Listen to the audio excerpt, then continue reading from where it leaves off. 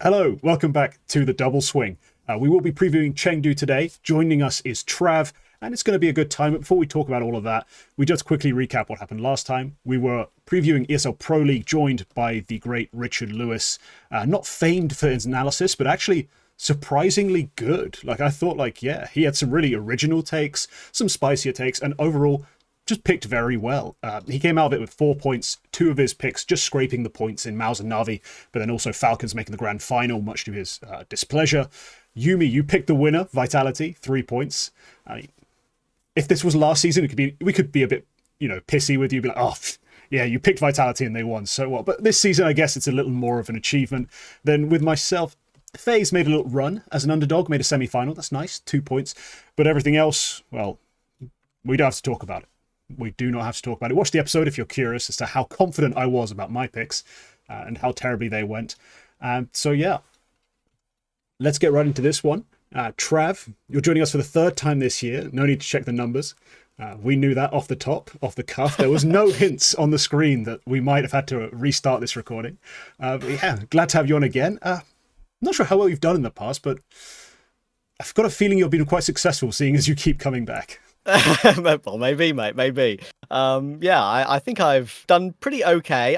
Maybe my picks have been a bit too safe. Maybe that's why I've done okay. Maybe I'll try something a little bit wilder today, but we'll see. I think, yeah, it's great to be back on. I'm getting a chance to get episodes done, I think, for everyone. When in my podcast I do with like Neo and Paladin, we're all just too busy, really. We're all just doing so much all the time. Yeah, I was in Malta to do Thunder Pick for my first ever in-person analyst gig, and yeah, I was very much enjoyed that. I think I'm quite happy with how I did, considering it was my first time. Mostly done online commentary and online analyst stuff. A couple of in-person commentary gigs, but so yeah, it's definitely something that I was happy with, and I'm looking forward to getting to my teeth into Furia and Na'Vi again, which was the final, of course, in that event, which was such an incredible BO5. Yeah, no, it was. That was an absolute scream. There's been some barn-burning finals, one of which is actually going down right now. We are recording this whilst the grand final of PGL Masters Bucharest happens. Potentially another reverse sweep. It's down to map 5. But yeah, we've got our pick order decided. Yumi, he's going to be going first. Trav, as Alexis goes second. I will be rounding things off in the third spot. Yeah, take it away. What's our first pick today? Listen, all I'm saying is that all these banger finals, they don't always have the top 5 teams in them. They don't always have the top 6 or 7 teams where we're seeing them at every event. Those finals are the ones that are most exciting, probably because we kind of don't know what to expect, and they are a little bit more chaotic, but that's why we love Counter-Strike. But I'm going to go for one of those top 5 teams. I'm going to pick Vitality. They worked well for me at Pro League. I don't think it's any surprise. At the start of the year, I was a big fan of the team. I mean, as we saw them from one event to the next at the start of the season, it was very clear how much better everybody was playing, especially players like MOUZ. I think that was really the big barometer for me that the team was headed in the right direction, is that MOUZ was doing well. And that's not just my UK bias kicking in, being like, oh, I want MOUZ to do well. But he was actually a big pressure point for Vitality and someone that actually could have been potentially replaced in his life cycle on the squad, because he joined Vitality, they won a couple of events, and then they started to peter out and have these tilting issues, and it felt like there was this blame game when Spinks was still back on that roster. So yeah, when I saw MOUZ improve, I also saw FlameZ have his positions more refined as well, and I just feel like it's hard not to look at Vitality and just think everybody on this team is going to be up for role of the year in their respective positions come award time. Yeah, they probably will be. There's a few that are contentious. There's a few that aren't. Let's put it that way, because I think there are even debates as to who plays what role. Like, is Saiwu valid for AWPer of the Year? And if he is, does he lose points for rifling, etc., etc.? It's a very fascinating topic. Trav, whenever we talk Vitality, we end up talking about how many events they win. Are they an era team? Should we get into all this stuff? But what about the Counter-Strike? Do you believe in this team being at least firmly back in the favourites conversation? Like, just we have to talk about them winning every event again?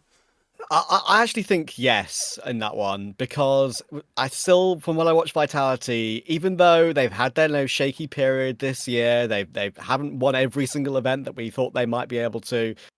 They still look to me when I watch them just to be the most the team I can rely on the most in big events. Like if they have a game against even a team that's maybe ranked 5 or 6 places below them, I still think that I'm confident in them getting the win.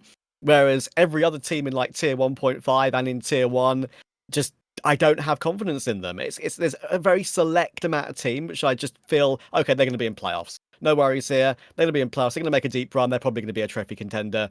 Vitality are one of the very few teams in the clusterfuck, really, that is, tier 1.5 and tier 1 Counter-Strike, where anyone it feels like can beat anyone, that I can just sit back, relax, and rely on the fact they'll go deep, they'll be a contender, and despite that small blip, like I said, I'm not worried, and I think they're without a doubt a favourite.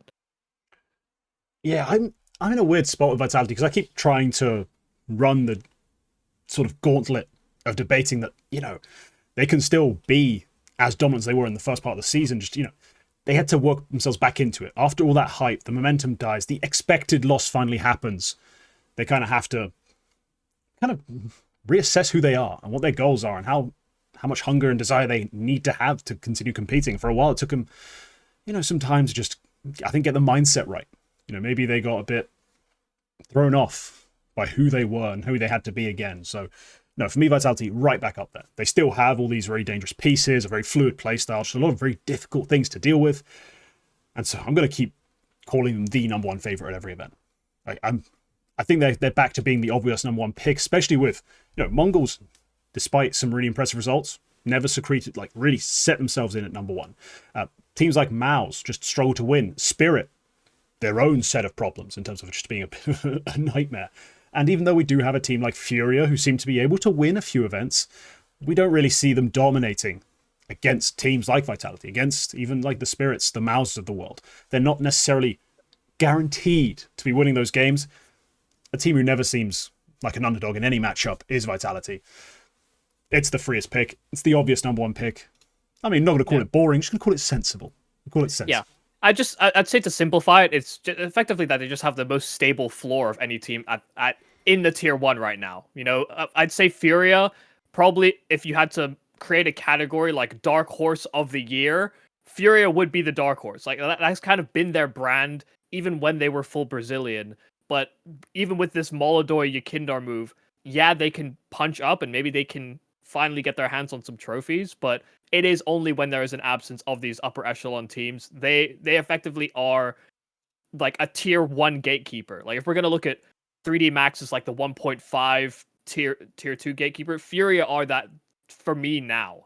And the only other teams that are really challenging for titles are also, like you said, teams that just have their bouts of instability, whether that's mental issues or role interchanges or some of the weird roster moves that have happened in the middle of this season. I think there's a lot of caveats to a lot of other teams. It's actually just surprising to me that Vitality are seemingly unaffected by all of that. Like the only fallback or the only downside we had to Vitality this year is that they didn't just keep winning everything. That's like the biggest red flag we have for them.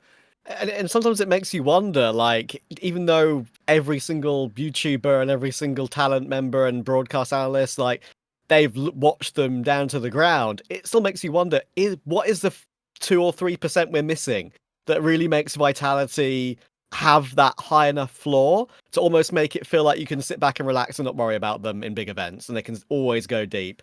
They're going to fall off eventually. Every great team has their fall off, but to keep it up for pretty much an entire calendar year, especially if they go deep in Budapest, that's for sure. Like, again, we don't want to have the era conversation because we had it last time, I think, when I was on the show, but like... Yeah, we've had it on every show, basically. On every show, as soon as Vitality are there, it's just like, Era? Yeah, I mean, like, I'm not going to have the conversation again, but simple fact of the matter is it's special, and I think we should appreciate it. Yeah, 100%. And in a lot of ways, I think some of the doom and gloom, some of the reasons that conversation got a bit clouded and negative is just because of how brilliant the first season was. Right now, they're back to being the number one team for me. Like, if I had to take a team and assign them the title, the number one team, it is Vitality. I still feel like we are in that sort of kind of strange grey zone where we don't really feel super locked into a lot of rankings, but yeah, they're the solid one. Yeah. They're the lock, really, if there ever was to be one right now. it would be. Yeah. And funnily enough, you say that, right? I mean, the team that I'm picking for a favourite is currently technically world number 1 in VRS. I'm picking Furia. Ever so reliable VRS, yes. I'm picking Furia, and you could argue there are definitely other choices here, but I still, just from having watched them in Thunderpick and seeing the progress they've made, I just want to start off by saying how wrong I was about them at the very beginning. I think a lot of people were very hesitant about these moves, obviously. Like, wasn't a rare opinion to think it was crazy. But yeah, having wanted a super team, a Brazilian super team for so long, and just knowing that was just never going to happen due to the buyouts of some of these other really brilliant players, they went a route which was scary. And I thought at a point when they first made that decision that it was picking Yakindar back up was almost such a bad decision. I wanted the other choice that apparently was on the table, which was bringing Fur out of semi-retirement. That's how crazy I felt like this call could be to go EU, right? I thought at least temporarily Fur would be better than Yakindar, especially considering what Yakindar had been through at the end of Liquid. It completely demoralized, whiffing the most basic of sprays and just looking like he can't even hold a mouse in CS2 anymore on some occasions. It felt like he was done. Couldn't be happier to be the most wrong I've been about that about anything in quite a while, right? Sure, it's not all Yakindar. A lot of it is Molodoi. Yakindar is, we've touched on that already, being the communicator and doing a lot of the secondary calling and just popping up with a good bit of help for Fallen whenever he's needed. It's just such a good feel-good factor around Furia right now about how big a dark horse they can be. As Yumi said, nearly every single event it feels like they've got a possibility of winning it now, just purely because of where they are in the scene. Molodoi is special. When I saw him come through on Amcal, and I think it was DMS before they went to Amcal, he was special. Like, don't get me wrong, he was special. And there are very, very few AWPers in not just South America, but in EU total, which again is something that Yumi and I actually spoke about the other day. So like that, he definitely stood out like a good thumb, not a sore thumb, in terms of how good he was. But yeah, I think just in general, seeing how the team were feeling at Thunderpick anyway, even when they were losing 2-0 to Na'Vi, by the way, like I had the opportunity to be there for the whole weekend. You know, Thunderpick kept me out there, so I watched the event in the arena on the 2 days I wasn't actually working the playoffs, and they just seem in such a good mood. 100% of the time, even if they are having a struggle in a particular game, they know they're performing amazingly. They know they're on such a great run of form, and seeing some of the human moments of Fallen going into the crowd and Kesarata doing the same thing, and picking up their dogs and hugging their partners and stuff like that. Just seeing that some of that intimate stuff just makes me realize what a good place their mental is in right now, whether they need to come back from a big deficit or not.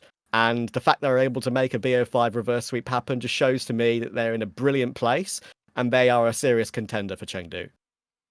It's starting to get a bit difficult for me to call them a dark horse. Like, I get it. The logo's dark. It's an animal. Maybe we can call them a dark puma, maybe.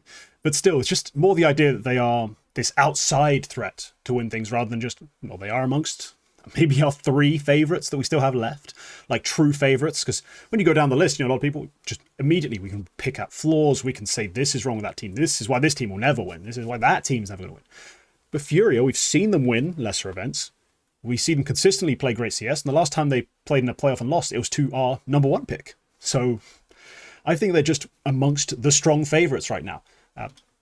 There's not that many that I feel that strongly about, but Furia have been playing great CS, and there's no reason to not give them that credit. Is there? Like, Yumi, I mean, tell me I'm wrong. Like, they're just good. I think the reason that it's easier to label them as a dark horse rather than just as a favorite / contender is simply just how rapidly that shift seems to have happened. Like, if we think about conversations with dark horses, it's usually 5-6 good, strong teams and then one that sits on the fringes. And I feel like we did have that in the first season where there were like maybe 3 or 4 teams that we looked at as being proper contenders. And now they've all seemingly gone either roster move routes or they've, shifted up roles, or there's maybe like a coach or an analyst has come in. And now it's only like 1 or 2 teams maybe that we can have that conversation with. I think it's just how rapidly that shift has happened that it becomes harder to properly place Furia in that favorites discussion. But I think it's Yeah, I mean, a lot of teams were even saying that when they were going on interviews, they were looking at what Furia were doing a lot, because their roles and the way that they were playing out their rounds was actually probably the more refined of the teams that we had in the season, because so many of those top teams were literally just going event to event to event and didn't necessarily have the backlog of practice that they could rely upon. I think it's one of the downsides about VRS and the current tournament system, is that the tier 1 quality actually isn't going that much higher. Like, we're not pushing each other to our limits. It's very much holding patterns for a lot of them, it seems. Yeah, it does feel like, I mean, the great example is, as I said this before we went live, like Aurora have played the same T side on train for the last, like, 2 months. Like, it just feels like they haven't changed anything. And now it's falling apart. It was a strong, reliable map for them. They had really explosive execs that they went to over and over again. But now it's just like, if I shut down the ramp push, this team has nothing. Like, there's just nothing going for them. Everything else is very easy to read, very easy to figure out. And it's because they've had no time to go into the sort of locker, go into practice and figure something else out. Now, sure, we still have critiques beyond that. We still think, sometimes the calling can be improved, even despite a lack of practice. But it's clear that the strat book hasn't evolved. I think Vitality suffered from a little bit of that towards the end of, well, not the end of last season so much, but the start of the next season. They basically had finally got a chance to prac again and try something new. And everyone else had also adjusted to all the stuff they were doing off the cuff, the way they floated players and changed positions. So they had to kind of just reassess, realign, get back on board with what the meta would be, as everyone else took a big fat look at them and was like, yes, that's what they're doing there, that's what that flash does.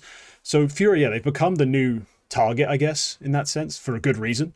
They were one of the few innovators, they were one of the few teams that actually presented something fresh. But I don't think that's going to hold them back just yet. I think, but anyone that looks at Furia and looked at that move initially and goes like, why would you pick up someone like Molodoy? Like, I hear more conversation about Molodoy than Yakindar, actually. Like, people going like, people didn't even know who this Molodoy guy even was. Like, yeah, that's such a noob take though, right? Like, that's just that's such an like, I never us, watched though, tier 2 take. Like, for us though, like, we're tier 2 coded. Like, we we know about Molodoy. I was more hesitant about Yakindar. Watch online Counter-Strike, basically. Exactly. I was way more hesitant about Yakindar overall. Yeah. But just to like jump on that Dark Horse conversation again, just the end of that. Sure. I think the main reason why I still consider Furia in that category somewhat is that there's still a gulf between them and Vitality. I don't think you can deny that. Consistency-wise, in particular, Pro League, they lost to Vitality, sure, but they lost to G2. They lost to Hotu. They lost to Legacy. Maybe not a bad thing, considering how good Legacy have been in the last 2 events they've been playing. But still, Vitality have had their BO1 losses and they've had their early tournament jitters. I just don't see them losing. Funnily enough, obviously that's what broke their streak. But I just don't see them losing to a Legacy or a Hotu at that sort of stage of a tournament. And that's why I'm just, as I said earlier, I can sit back and feel more confident in Vitality than I can in Furia, and why I still think there's a gulf that allows me to sort of describe them as a dark horse, despite every single piece.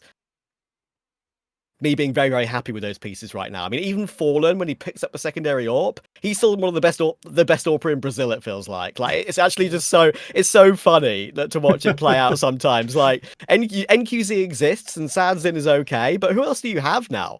Like, you have Levy on 9Z, you have Henny benched, like, I don't know.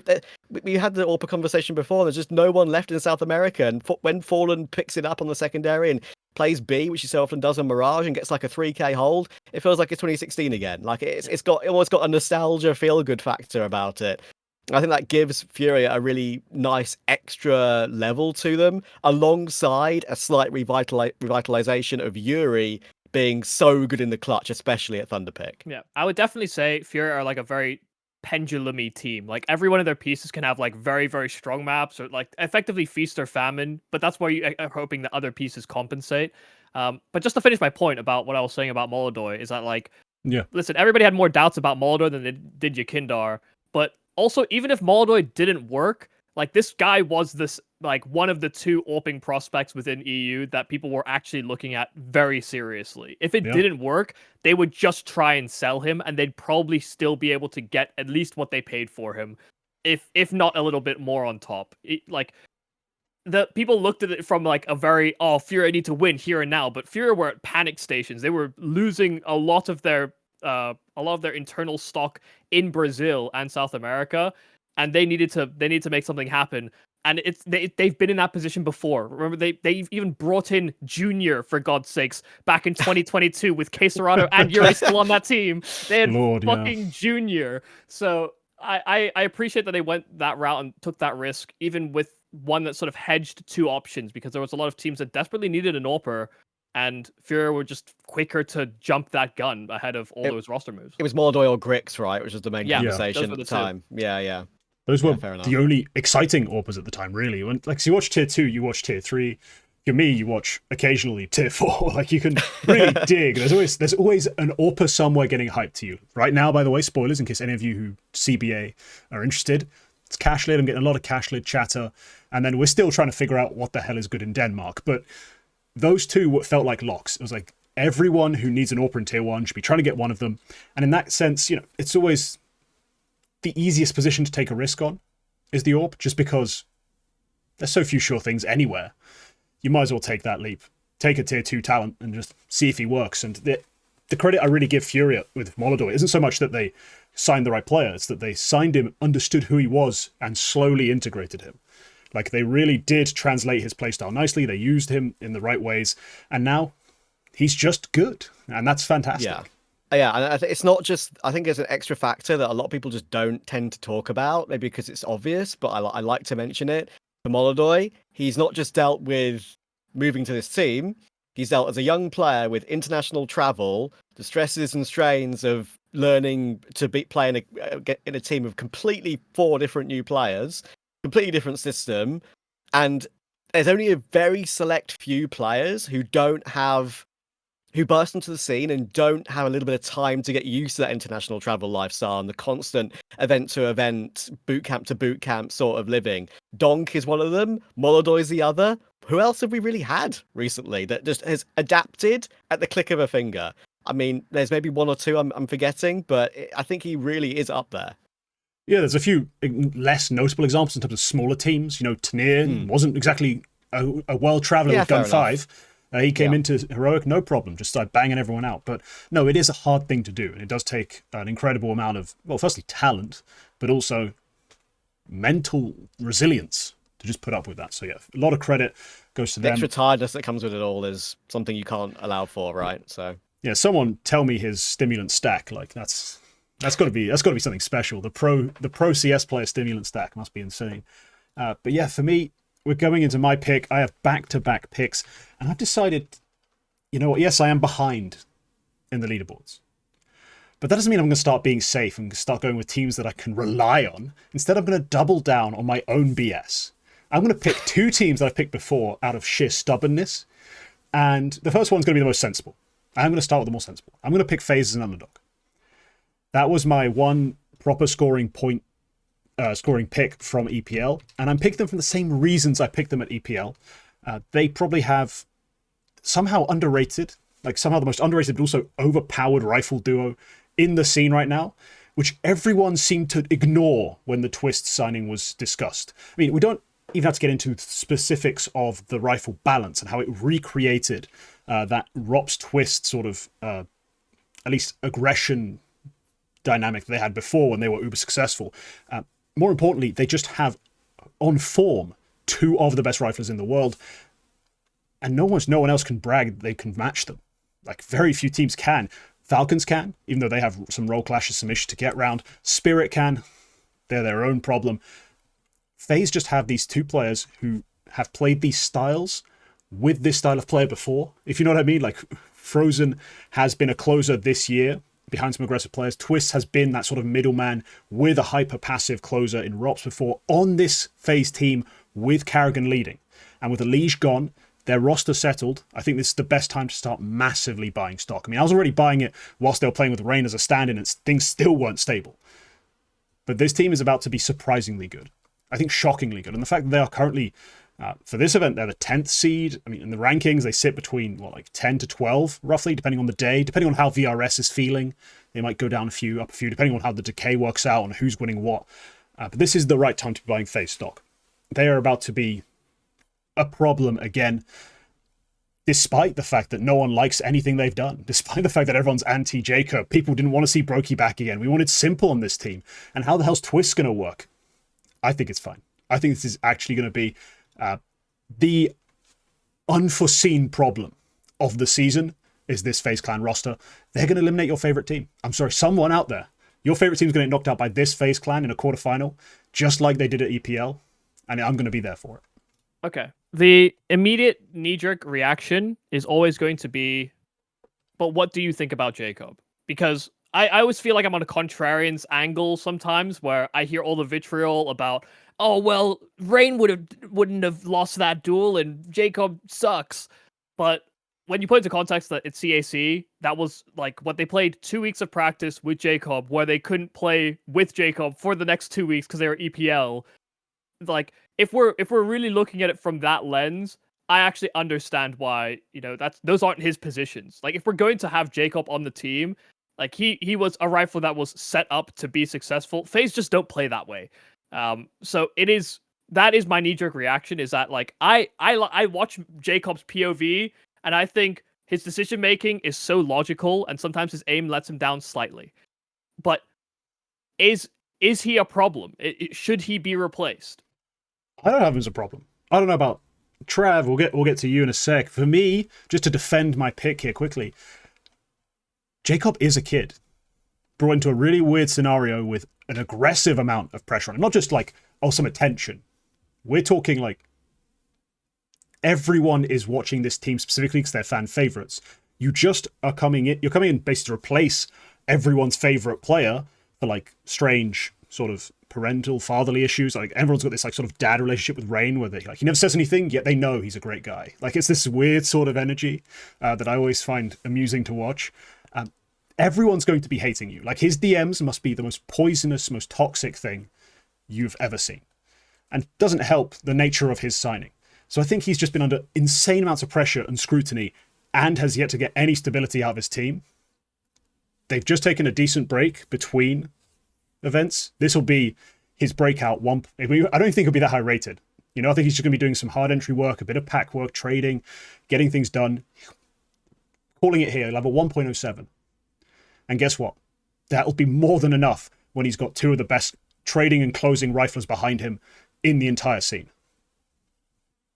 Yeah, I mean, look, I think you prefaced your take with like, I think they're going to shock and surprise people. I want to be shocked and surprised, but I just don't think I will be, unfortunately. Like, I'm going to disagree on this one, and just purely from like what that Pro League run was. It was a pure honeymoon performance with Rain. I don't think you can really hold that with a huge amount of weight, with how good they actually looked in some periods of that event. They beat Aurora, who are on a downturn. They beat Inner Circle, fair enough, they were great, but it's still Inner Circle. They beat Astralis, they beat Spirit, and Spirit are very clearly not there yet. And they lost to, losing to MOUZ and Vitality, sure, whatever. Then they move past that little vague honeymoon run. They go to CAC, sure, barely any time to be ready for that event. 2 days before they started against Foot, right? They didn't just lose the BO1, sure, beating Bait and Tyloo, fine. They lose a BO3 against Foot as well. And look, I'm willing to give this particular phase time with Twist back in the action in particular. And I'm willing to give Jacob time too. I'm not going to be one of those guys who said, okay, just get rid of him. He's clean and never going to be good enough. Like, you got to give people time. It's the right thing to do.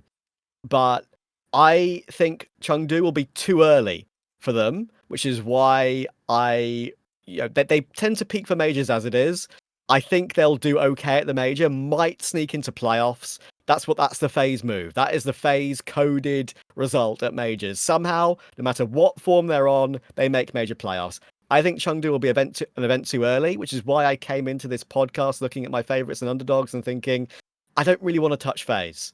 So I think it's still exciting with what they've got, but I don't think they're anywhere near where they should be and need to be. And there are still too many big question marks about, can Brokey perform well when it's not the most critical game in history? Can he perform well in a normal bog standard BO3? Can Carrigan revitalize himself for what is the 50th bloody time in his career, right? Like, his numbers don't need to be good, but they are currently the worst they've ever been.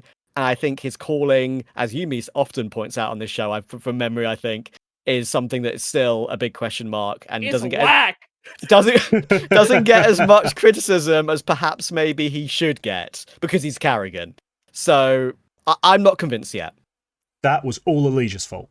We now know. We've had the interview.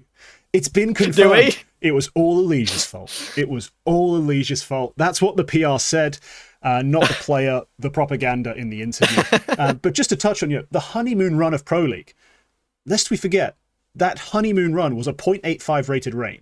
A 1.06 brokey. Like the bums the were vibes, bums, bro. I don't care. The bums were bums. The players that I'm telling you are two of the best in the world played like two of the best in the world, and they got that far. It is that they built it on. It's not everyone just having the power of friendship moment. We all shoot our laser beams in the sky, make the magical rainbow. None of that shit. It was pure fragging magic from the two players I'm calling out as the reason I'm picking this team. So yeah, I think they're a great value underdog. And look, they have a tough group. I do know they open up Chengdu with a MOUZ game. And, win that, you play Vitality. Lose that, you go into the lower bracket and probably get a layup against Virtus Pro. So, in any case, they will be playing the lower semi-final, 5 a.m. on Wednesday. I do think there's a strong possibility they're playing that. But I think they'll easily make it out of that lower group, of that lower part of the group, and be in playoffs, which was, for an underdog team, all I need. And I think that still in itself will be a shock for most people. Yeah. That's actually so valid because Group B is way more stacked than Group A. Like if we think about the context of the teams, and it's not. I wouldn't even say this is like ESL or IEM's fault or whatever. Some of the roster moves that have happened ahead of this event, like Group Shockers. A, just becomes just tragic actually. So. Yeah, that's again one of the reasons why I just didn't want to touch FaZe. Is purely from the opening two matches they will and probably will get. So yeah, I mean, look, as I said, I am on board with where you're seeing them go. I'm just not getting on the train yet. Simple as that. All right, fair enough. We'll keep it in the station just for you. We'll wait politely for you to decide to use your ticket and come on board. But I'm already on the FaZe hype train. I'm always on it quite early. For some reason, they're the one team that I always buy into very early. Yeah. Not always for the right reasons, if I remember the Cold Zero lineup reaction I had. Oh, yeah. 3 years ago, whatever that was, I was kind of excited. And then it very quickly derailed and became an absolute catastrophe. But all right, my favorite pick. I'm going to go to Group A. And in Group A, there are a couple teams that I've, kind of been supportive of or very pro. Not everyone's a big fan of these teams for different reasons. A lot of people don't like Falcons because of a variety of reasons, mostly to do with how the roster's been built, and the money being used, and how much of it. Not everyone's very happy with that.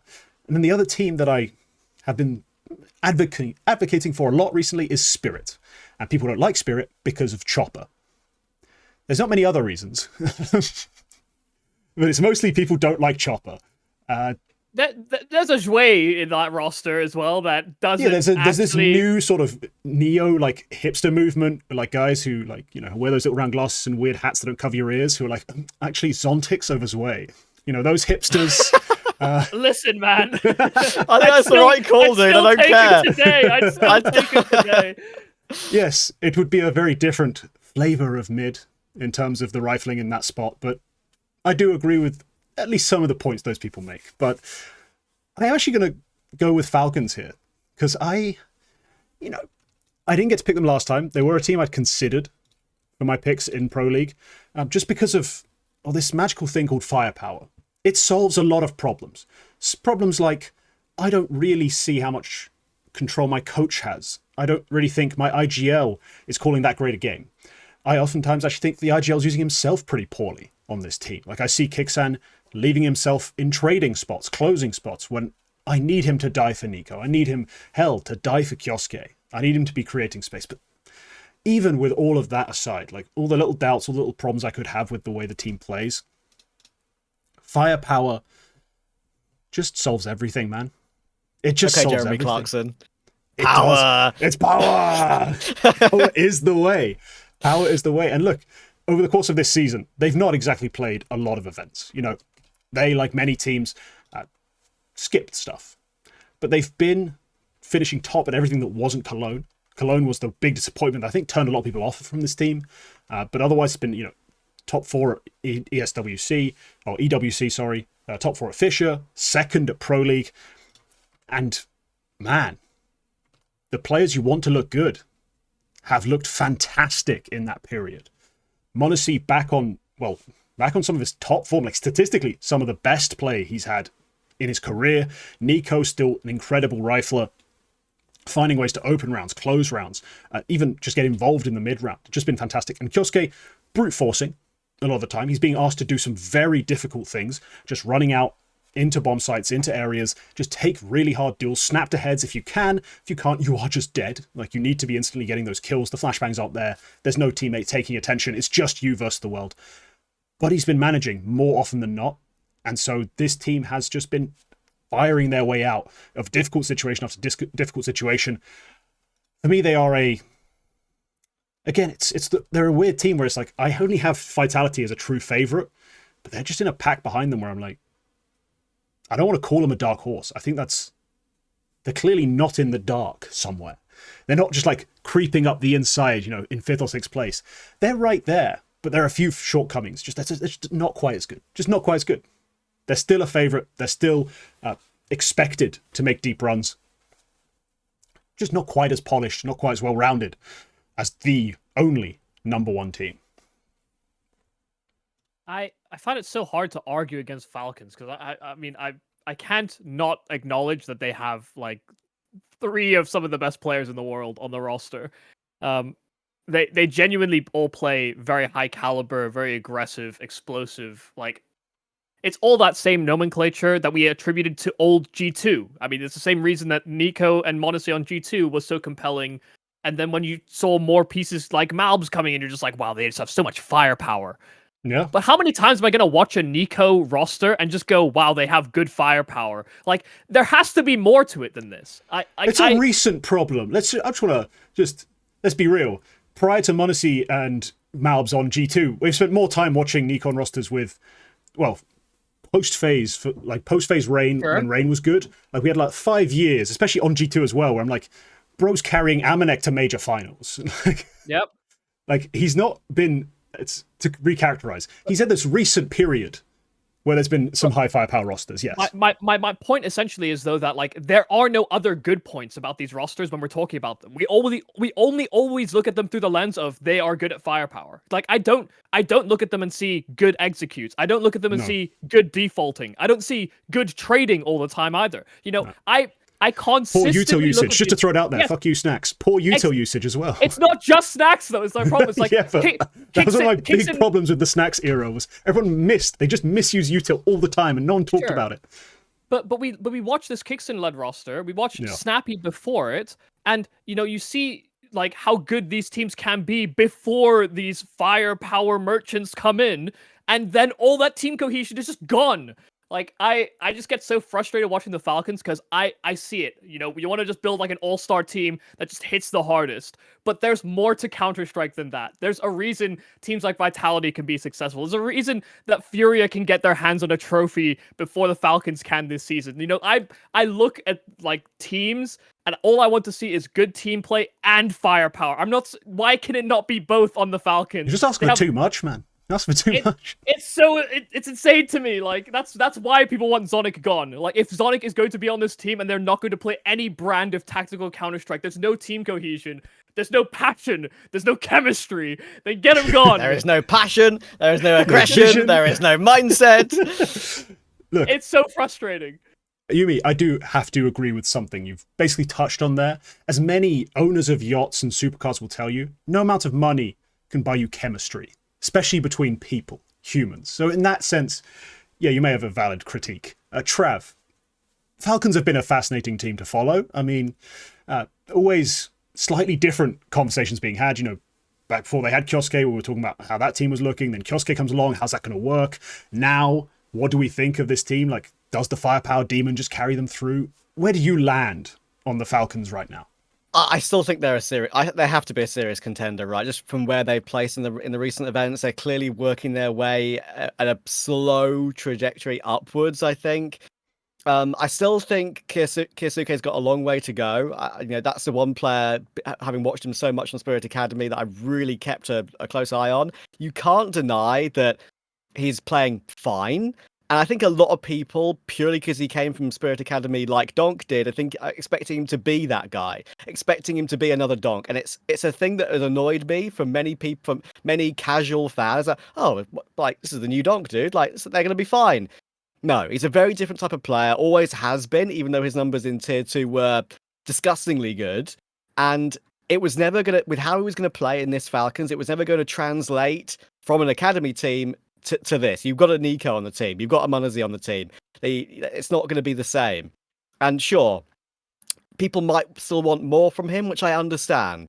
But at the moment, you don't need more from him until you get to the big games. He hasn't been playing like that great against some of the big opponents. I mean, the game against Vitality in that Pro League final was just not too good from him whatsoever. But he's getting there slowly. And I think you can allow him that time when he is a pretty generational rifler that without a doubt has the ability. And when you've got Nico still playing incredibly well, fair play to him, and MOUZ starting to increase his form again, which he was having a very bad year before Pro League.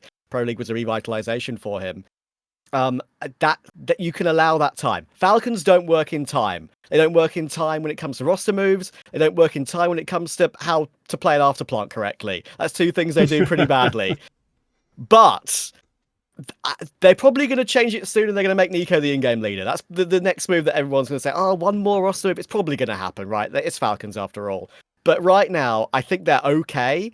And there's only been maybe 1 or 2 games where I've seen a call from Kixan where I've been like, ooh, he's not calling right around the players he has. And it's not really been a massive, let's say, shocking underperformance or point of reference. I can say that's why they're not winning stuff yet. So give them a bit. Maybe if they don't go really deep at the major, if they don't make the major final, for example, like that's when we could say, okay, they want to win. They're here to win and only to win. Maybe that's when they make the Nico in-game leader step.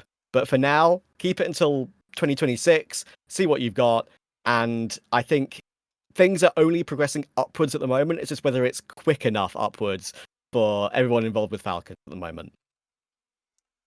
Yeah, well, let's find out. The Nico IGL thing, it's felt inevitable for years, just through his innate ability to actually put around together, but also innate distrust in seemingly all the IGLs he's ever worked with and problems he's had left, right, and center with every single IGL ever. So we'll find out. And yeah, hopefully MOUZ can recover from this overall bum year he's had. 1.26, I think he is for the year. Which is if okay, only if only he could be a good AWP. I mean, this team would have a better chance. But but like that's one of the things I think deserves to be focused on. Like, if Falcons do want to win big events, it's not all about Kyosuke integrating better and playing better in the big games against the Vitalities of the world. It's about MOUZ being the MOUZ we know he can be. And we've only really seen that in Pro League this year so far. And it goes back to the conversation we had during the Furia chat of seeing elite AWPers are very, very few and far between coming up, or even in the top 10 teams in general. And MOUZ having as you say, a bum year is actually one of the things that makes that conversation all the more prevalent with AWPers underperforming. So it's difficult in this game. We get that, but when you're MOUZ, you find a way. And I think for them to win events, it has to be that little bit extra from him, like we saw in Pro League, to continue to make deep runs. Yeah, I'd say it's mainly a consistency thing. We wouldn't used to see games from MOUZ. Well, we got, I guess, accustomed to seeing him be very consistently elite. We occasionally have a best of 3 where he goes missing. We occasionally have an event where in the playoffs he won't have as good an impact as we're maybe used to. Big match with a big opponent. Yeah. That's where we're seeing the fall off of MOUZ. I mean, statistically this year he's been fine. It's just it has been more of those moments than we've seen in previous years. We hold him to high MOUZ. standards. Exactly, because we're holding him to a higher standard. So yeah, I don't disagree. I think this Furia team, it's hard to argue that they cannot be a contender because again they can't just win games off of the star pieces they have. I crave more. From every time I see this roster, I don't want MOUZ to win a major and have it be because they just brute force their way through it. I'd like there to be tactical teams that win majors. You know, unless it's donk levels on Spirit or Magic's having a life game or whatever. You know, like I'm fine with it from that angle, but it shouldn't be held to this expectation that everyone's just gonna frag out and we're gonna win the game, and then they go and do it. You know, I hate that mantra. I can't get behind it, but yeah, Falcons are pretty good. It's hard to argue that Falcons are pretty good. Yeah, I mean, all I conclude from that is James needs to win more majors. Like, clearly, we need more thinking man CS at the top level. Paravision will make playoffs. You heard it here first. They won't. You heard it here playoffs. first. They definitely will. Trav, we're on to you now for your second pick of the show. Who'd you like to look off? Well, honestly, realistically here, Falcons were the next best favorite pick for me. I still think you could argue Spirit, you could argue MOUZ are consistent, but Falcons have been getting the better of MOUZ pretty consistently of late in general. So I just think I'm going to have to go for an underdog and take the most obvious underdog that's not FaZe, which is 3D Max, right? I mean, they've been making a pretty clean run throughout the majority of the year. They've always been there or thereabouts. They are that tier 1.5 gatekeeper that YouM3 described. And they've made that impressive step up at CAC. Not winning CAC is definitely a big hurt for them. And then, of course, they struggled a bit in Bucharest to continue on from that and they weren't able to continue like what Legacy have now shown in being able to do it back-to-back events. But the change to Gravity as an in-game leader just didn't seem like it was at all made sense at any point when they actually went for it and announced it. The fact it has clearly revitalized them is very impressive. And I think as a team, looking at the other underdog picks that I could have here, Astralis, Pain, they're getting cleared by Legacy now. I don't think they're making much progress. Hey man, we're gonna have to pick some of these teams later on. Come on, don't rest all of them just yet. But I just think they're the best option. Like, I think they're the best option right now, and there's still a part of me. I'm gonna have a very minor Launders racism mark here. I like a full nation team. I like seeing a full French team do some good work. And that's why I kind of wanted Aurora to win Bucharest. I don't know what the score is right now, but like I still like that factor in a scene dominated by international teams. You can still make a single nation team look good. And 3D Max are a team of just, in general, plucky players. I think Body is perennially underrated for the career he's had. He was okay on G2 in like 2016 and won them a couple of events in like 2018 and 2016 as well. And he's still relevant. He's not like a big fragger or anything, but he's still relevant to this day, which I think is very few and far between when it comes to longevity of players. I don't think he gets the credit he deserves for that. And he's not even the main point of reference for this team, which you really should talk about that much. It should be Gravity being the in-game leader now and doing so well. It should be Maka still being consistent. It should be great work from Exercise recently too. But still, I think his Body's praises deserve to be sung. And they're a underdog that is continuing to push well above their weight in nearly every tournament they play. Yeah, I mean, what's cool about the 3D Max transition with Body, especially, was that part of the reason that Body was compelling when he's brought into the roster is that he was in-game leading on Fnatic prior to joining the team, and so it offered another perspective that Maka could bounce off of, that the team could reference, and we started to see a more versatile looking 3D Max as a result of that Body integration, whether or not that was him changing how they wanted to call things, or whether that was just him coming up with more ideas in the mid round that they were actually implementing. I don't know, but that seemed to be a major inflection point. And I imagine that's only made the job of Gravity's life easier when he's now transitioning into the in-game leader role, where everyone had to almost get symbiotically onto the same page as they brought in Body and started to incorporate new ideas that, yeah, this Gravity move has actually just kind of been a slam dunk. Like, Gravity is still fragging very well. They're still calling pretty similar 3D Max Counter-Strike, maybe a bit more aggressive than it was before. Somehow. Yeah.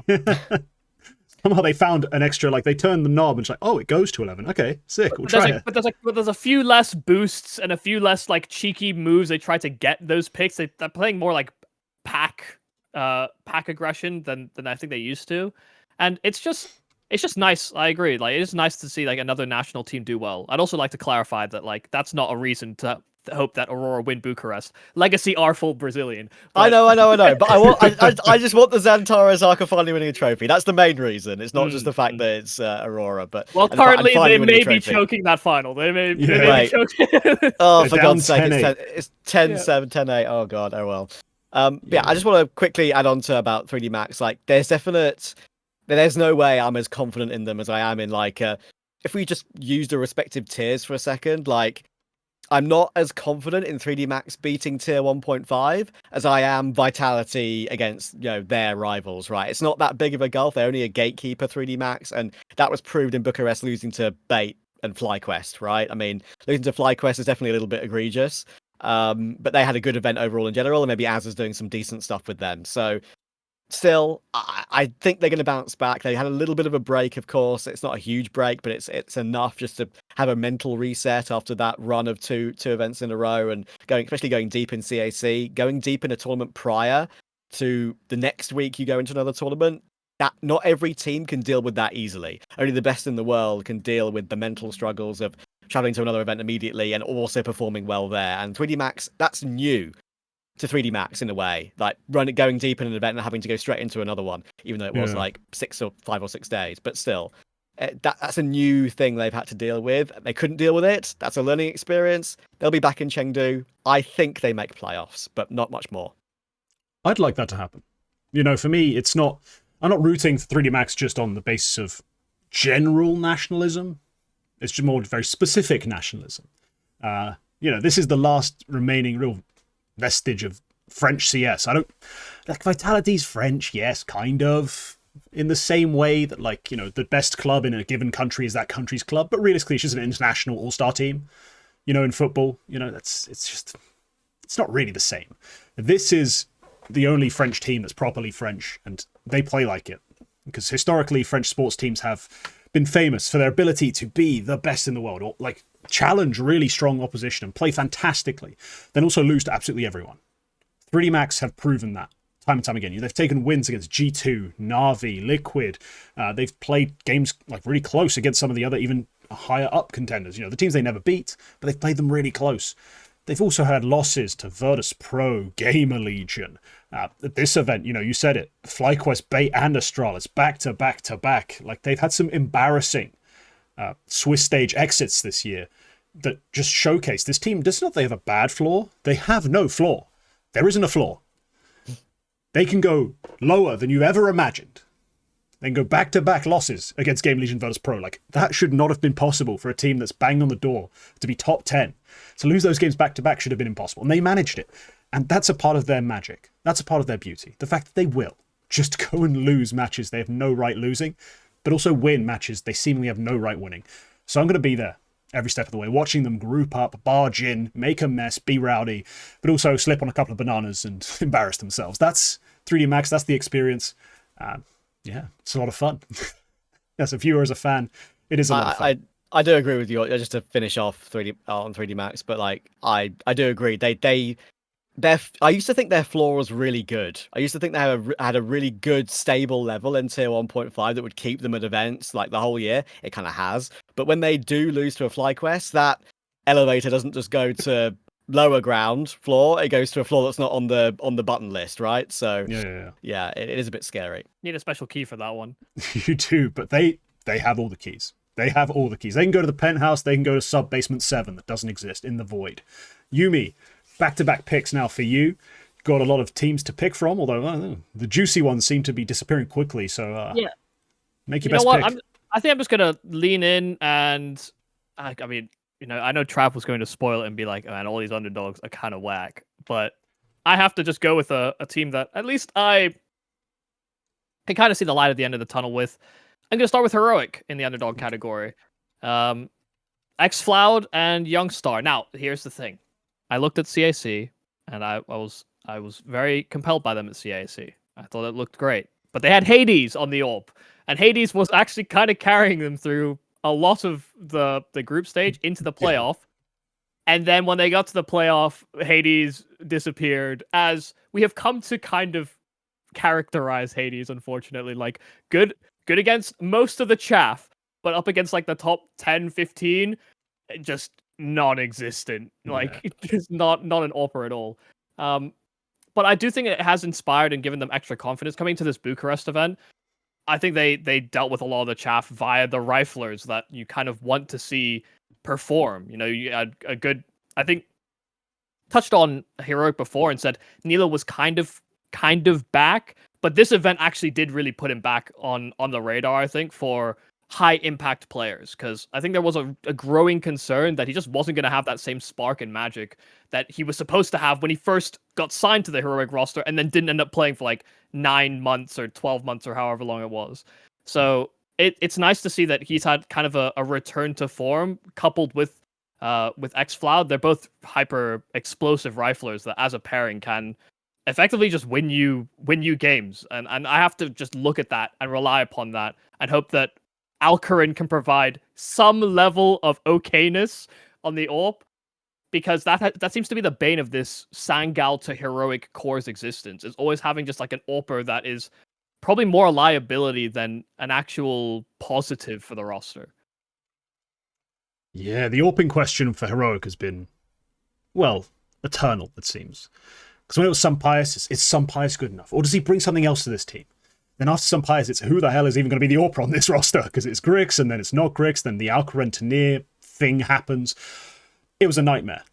Trav, you've watched a lot of Spirit Academy, you've watched a lot of low-level CS, you know, you're one of us in that sense. What's your take from Alcarin? Like, were you a big Alcarin believer? Like, even if there wasn't much belief, is there anything about him that you liked? Like, give me your take. Look, I was willing to give Alcarin the benefit of the doubt at the beginning because I've seen how the Zontixes, the Artfrosts can fly under the radar when you've got a superstar rifler alongside you that is going to get an upgrade, a guaranteed upgrade in the near future.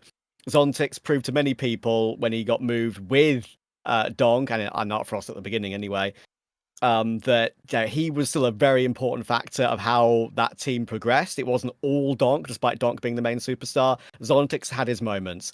Here, with the Kyosuke Alcarin situation, I never saw anything from Alcarin which made me believe that he could make the step to tier 1. And that's maybe mean. He had his good games, but I completely am on board with the fact that it was an option that Heroic had to go to, and they were like, okay, let's try it. We've got a bit of money, we've had so many players bought from us, let's give it a go. I think it's a loan, right, still, technically, if I'm not mistaken. He is still on loan, yeah. Yeah, so, look, they can cancel that loan and he can go back, whatever, all good. But that's probably the only thing I could give Alcarin and say, okay, it's his first tier 1 team, it's a loan, I give him the benefit of the doubt. You're not going to, some players just don't integrate themselves like a Molodor and a Donk immediately and play well in tier 1. But I do think, purely from watching him that much, that whatever went wrong behind the scenes with Grix, it's made me very sad, because Grix was the guy. Grix should have been the guy for Heroic to build around. Whatever that didn't work behind the scenes, whether it was his attitude, whatever, like, I don't know what it was. It wasn't the talent. It wasn't the CS. Surely it wasn't the CS. The underrated angle is probably that Grix maybe only wanted to join the team if Tanir was there. Yeah, and when Spirit come knocking and they say, "Hey, we want Tanir. We're buying him out. We have a way to do that." If Grix doesn't want to play, like if he was brought to the team on a false premise, basically that he was going to have Tanir on the roster, a countryman of his, someone he's familiar with, that also frags and hits very hard. Maybe nobody was like enthused about the deal anymore.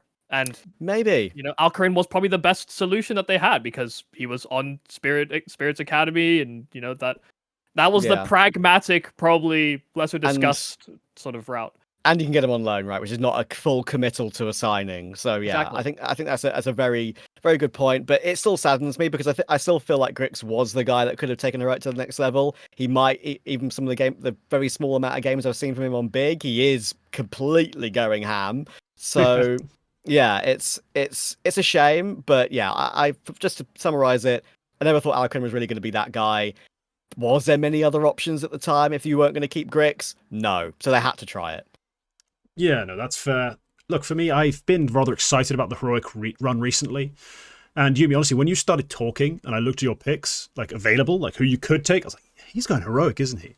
So I think you have touched on essentially what excited me. Is that, yes, it's taken some time. and he's had to build himself up into the role again. But Nilo looks like the star of this team. Now, xCloud's going to have higher rated maps. You know, even Alcren may have some occasional pop-offs. He's not mechanically inept. That's never been the critique. But Nilo's going to start giving you map after map after map from his sort of lurks, from his like more set up, very heavily set up CT side like plays. He is going to start giving you that 116 to 125 like every series, time and time again. You can depend on him to be at that level, and that just is a different heroic than what we've seen recently. Like since Tanir left, well, we haven't had anything like that. You know, Lino's been forced into awkward roles, and then he's been trying to accommodate new players, and it's just looked awkward, messy. Here he looks really comfortable. He was doing what I know him to be good at. Like I'm watching him play. Like this is the sort of play I saw in Metasport. This is the sort of play I saw even far back as like NIP Academy, like the young ninjas when he was like the star of that team. He just picks his moments, picks his spots, and makes things happen. Not very aggressive, and he's still not mechanically the best player in the world. Like he's not actually that sharp. So he struggles against force buys. But in the gun rounds, he will outthink people, he'll outposition people, and he'll just win the maps. So yeah, I really like the road pick. I would have taken him as a second underdog. I actually did kind of like the value in that pick. So I think it's a fantastic choice. You have another pick though, and still a favorite slot open, an underdog slot open. Where you like to go with this one? I'm gonna have to go with a favorite, but this is a hard one to call, mainly because I'm just not convinced. I'm not convinced by a lot in the favorites. I'll go with tried and true. They'll get me to playoffs at the very least. We're going with MOUZ. Yeah. They have. I think we talk around MOUZ a lot because we know they exist. We know they can make it to playoffs. We know they can make it to finals. And we just also know they're probably not going to win, which is it's just a little not going to get it done. It's just a little tragic, really, because they're definitely good enough to do it, but they almost always have the exact same problems when they get deep into playoffs, where it just feels like there's no ideas. Like I look constantly at Cyclone and the players' reactions. They all look stressed every single time. And I know you want to get over like the nomenclature or the idea of being a choker, but the further they get into these tournaments and the more consistently it happens to them, it's hard not to think, man, I know we've lost these ones before. And I really do empathize with that. I think they are close to where they may just need to make a roster move just to make a roster move, not because the pieces are bad. Because I do think that they perform. They play good team Counter-Strike when they are playing normally, but they just get into a playoff brain where none of that works anymore for whatever reason. And yeah, I have a lot of negatives to say on that front because I think it's just like wasted potential essentially. There's quite a few of these players that I would put in the sort of very easily top 10 in role discussions for a lot of them, but it just doesn't come together in the right ways at the right time. Yeah, it's a weird thing to be, is MOUZ. Because I always come back to the same point. I can't really complain. Like, if I'm MOUZ's ownership and I'm looking at what my team does, event after event, and year after year, like, this is fantastic. Almost no one can match our consistency. Almost no one can brag as much prize money, as many medals, as much just general glory this year. Despite having not really won anything, they've just been elite. They've been fantastic. Yet, yeah, we're frustrated. When we watch them, we think you should expect them at some point to win something. Surely there's got to be an event, even with the top teams in attendance, where they get it right. And yet there isn't. Never quite is. And there's been many fingers pointed in many directions. People have said Jimmy's not good enough. Yes, sorry lads, he's not the impossibly overpowered role player he was last year. Some people point at Xertion, see his opening attempts, you watch him in big games, try and throw himself into the teeth of the defense over and over again, despite failing. Then other times, yeah, we do have to kind of look at the leadership core of the team. Trav, you're the guest, means you get to be the ultimate tastemaker. Who do you blame? Who should we be angry at? Oh, I need someone to hate right now. I need someone to hate. I know. Because you're right. You can't complain if you're like involved with MOUZ. They're just always relevant, and sometimes they do win. An important event in the scene. But is the management gonna be happy with third, fourth, occasional third when you have a third place playoff? Like, there is no one to blame. That's the most difficult part. Torji is still one of the only elite AWPers in the scene, I feel, at the moment. But we again, same subject, very few and far between. Spinks has clearly given them a stable rifling ability that is something they needed. Do we just stick with the obvious and blame Exertion because he's not stepping up in many big events and not having an X factor performance when they need it? I don't know, man. Like, MOUZ are one of those teams where you feel like they should be winning, but also you look at the pieces and are like, wait, Vitality are just a better MOUZ in every way. Falcons have all the firepower in the world. Should they be winning anything? Should they be winning anything more than a fissure level event? Maybe not. Maybe we should just accept the fact that they are. If 3D Max are the tier 1.5 gatekeepers, maybe MOUZ are the tier 1 gatekeepers in a way, and that's all they'll ever be. If they don't have a pure out-and-out star. I feel like last time I was on here, I mentioned the same thing about Spirit having Donk and Vitality having Zywoo and so on and so forth, and Falcons having all the players they have now. But I hate to sound so blunt, but it's just reality for them. Like, there's no... What world star is there out there to pick up to make a difference for them? There's none. No one's going to make the switch to MOUZ because they're already on a better team than MOUZ right now. It's going to have to come from lower down. They're going to have to find a superstar from nowhere that's going to make the difference. And I think we just need to come to accept that MOUZ are a third, fourth place team. And if Vitality, if Falcons, if maybe even a Furia now aren't at these events, maybe they have a chance of winning them because they should be better than Mongolz in the current state, for example, right? So we'll see. I do think part of it is an experience issue. Like, if we really think about the people that are veterans on the roster, it's basically Brolin and Spinks. Like, if we're thinking about outside of the MOUZ NXT bubble, those are the two that you look at as being like, oh, they're supposed to give them sort of championship level experience. But these guys are not, lethal weapons. These guys aren't the ones that are biting for opportunities when they played on teams that actually were contending for trophies or had more experience on those rosters. Spinks is predominantly a lurker, and Brolin was like a headstrong, almost like reactionary entry. Like, these are not, veterans that understand killer instinct in important moments. And I do think that is really just the thing that is absent from MOUZ, because I think that they do have stars. They just don't have superstars that know how to win trophies. They know how to win important games or incredibly high pressure moments. None of them are used to that at all. So I really do sympathize, because I'd always just look at it and think, hell, this is the type of roster you would want actually someone like, okay, maybe not Rain with the way that Rain kind of left FaZe, but a player of his ilk, essentially. Like, you want someone that understands how, like, this would be a perfect roster for Twists, I think is a good way to maybe frame this. But MOUZ just simply don't have that same reach. And I think if they tried to pluck down from lower rungs, they just end up in another experience gap that will it will just end up happening to them again.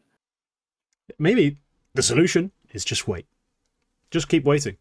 Just keep letting them play. Oh yeah, so you spent the entirety of 2025 finishing checks notes again, top 4 at every single big event. Okay, fine. Keep going. Honestly, if you do that for a full year, most teams can never. They don't get grouped embarrassingly. They don't even lose awkward quarterfinals to plucky up and comers. Like, that's just not what MOUZ have been. I think you can be happy with this. It's a pick that, in double swing terms, won't net you a lot of points. Typically, it'll net you 1 point. They'll make top 4 as a favorite. Great. But hey, it's better than 0. They're not a Falcons, they're not a Spirit. You're not going to pick them as a favorite and see them go home in the quarters or the groups. You're not going to see them utterly collapse in a way that is kind of embarrassing and shocking. They're just going to be who they are. Yeah, the worst they performed this year was Katowice. Like, literally, that was their only bomb out of prior to their roster change. Exactly. Yeah. Okay, Trav, speaking of not embarrassing yourself, who are you picking? Oh, God. I mean, I'm going to have to pick a favorite. It's just logically the way to go. I could go into the others and say how I don't, rely on them, whatever. I'm just going to go for it and say there's one superstar left that exists. It's Spirit. It's Donk. Despite all their pitfalls, despite obvious issues with Zway's integration and how he even looks from the eye test and how he plays on Nuke, something I mentioned in the last podcast, barely played Nuke on the Amiga. I think that was like twice in however many series that he played for them. Barely played it in his career at all professionally before that. He looks lost on many occasions, Zway, on a couple of roles that he has on Spirit. But when you've got Donk, when you've got Tania, when you've got Shiro, that core will get you playoffs more often than not, and still has the ability, when you've got Donk on a good day, destroying everyone. So I'm going to have to pick them as a favourite. Sure, they are maybe not due a blow-up performance because, or a terrible performance, I should say, because they kind of had that against FaZe in Pro League. You probably shouldn't be losing to FaZe in the situation they're in. Even despite all what I said about FaZe earlier. But I think Spirit are still there. They're not Vitality, Furia, Falcons there, I don't think, actually. But with what they have, they can win you events, and Donk can drop a 1.6 out of nowhere, it feels like, more often than not. He's not had that for a while, I will say. There's not been many of those tournaments from Donk as much as there was maybe at the beginning of his career when he was breaking through. And clearly there are many issues, but it's the only obvious favourite left when you've got Mongolz with a roster change and Na'Vi and G2 who are a bit up and down. So I'm going to go with that and just commit to the hope of 1 point, like KingT said. Hey, 1 point's 1 point. And Spirit, look, you said there's not been much that 1.6, that crazy carry. I mean, he was 1.59 in London. Okay, fair enough. You know what I mean? Like, close enough. What a bum. Am I right? Only a 1.06 KPR. And like in the series they get eliminated in, they lose to G2. Yeah, he's a 1.32. But he has like 20 more kills than the second best fragger on the team. And it all comes down to a catastrophic like 13-1 decider where they just got it absolutely wrong. Similarly, they had that sort of performance against FaZe where Mirage picked it, catastrophic, got everything wrong. And that comes back to, the main duo of this team that everyone like kind of has questions for. People don't like Chopper because they watch what happens on the server sometimes and go, surely this is Chopper's problem. And people don't like Hallie because Hallie will also chime in afterwards and be like, I got the prep all wrong, guys. It's all me. And it's like, I heard this 6 times. I can't hear it again. Like, this has to stop. Yumi, I know you have your Zway reservations, your reservations, whatever you want to call it.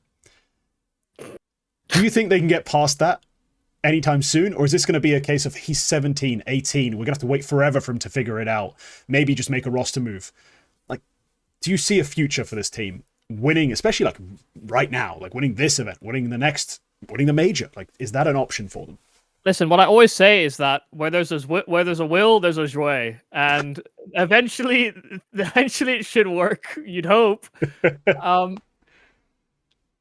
It's tough for me because I think a lot of the conversation about Zway when he came in was that like, oh, he looks so good on Amiga. This is going to be a slam dunk for Spirit. Like people see him pug, people see him in with Donk. People see him pug with Donk, and they see him in the server with Amiga from that one major, and they think, wow, this guy's going to be the next best thing. He didn't get any of his roles when he joined Spirit. Like, he's not playing the same way that he played on Amiga. He's not being allowed to play the same way that he played on Amiga. He's filling in Magix's roles. And that's not okay. Like, if you're going to hype up a player and you're going to look at him based on that merit, you have to give him some of that space on the map if you want him to succeed. And I just don't think Zway is ever really in a position where he can make that work. I think what's really concerning is that we've seen them try to play Zway super passive. We saw it Pro League. He was also taking a lot of hard entries on T sides where he wasn't in previous events. And it's like, how is this? I don't understand. Is that like, you've got Donk, you've got Tania, and you're making Zway hard entry? Like, it doesn't make sense to me from that lens. Like, if I'm going to try and understand this move, I have to think, well, okay, Tania or Donk, or Chopper has to be someone that takes the openers. I'm not bringing in star players and expecting them to that have never entried before to be entry fraggers. It doesn't make sense. Like, that's the thing that I have the biggest issue with. It's there's calling, there's the prep. It's really just about the implementation that I have the biggest issue with. It is something to do with the structuring of this team that I rate Tanir, I rate Donk incredibly highly. I rate Shiro incredibly highly. But if the implementation of your newer pieces aren't going to make sense, then you are wasting these three's time. Yeah, I think with Zwei, it's a really tough one because you watch him play and you're like, he doesn't understand what this play was about. You're like, why was he there? Why was he positioning himself on nuke like that in that situation? Surely, as a player with experience, or any map to be fair, but surely as a player with experience, he'd know, even as a youngster, to not put yourself in there when the team is doing that. But I think your caveats for why he's performing the way he is performing are valid. Giving him time is, but unfortunately, I don't think giving him time is going to work, because if they're going to be insistent on keeping him in those roles you mention, Magic's only had these crazy outlier performances in big LAN playoff moments in majors. He was always that player that was supposedly didn't care about going 1-8 in a game if his team were winning. Like, I mean, fair enough. I mean, that's a good attitude to have if you know your lack of impact is not hurting the team. But Zway's a different type of player, and learning what went into what Magix did for so long on Spirit. I mean, people forget that Magix is still pretty much a youngster, and he's on Spirit since he was like 16 or some crazy something like that. As a star player before as well. As a star player before in a completely different roster. Magix has evolved for so long to become the player he was then, as like basically a bitch role player. Now, Zwei, he's not going to get given as much time to learn how to play like Magic. They wanted more from him in Magix's role, which is why they picked him up. But I don't see why you do that when Zwei has never, ever been that kind of player. And I know it comes back to circling back to what we mentioned earlier, what Yumi's mentioned many times before.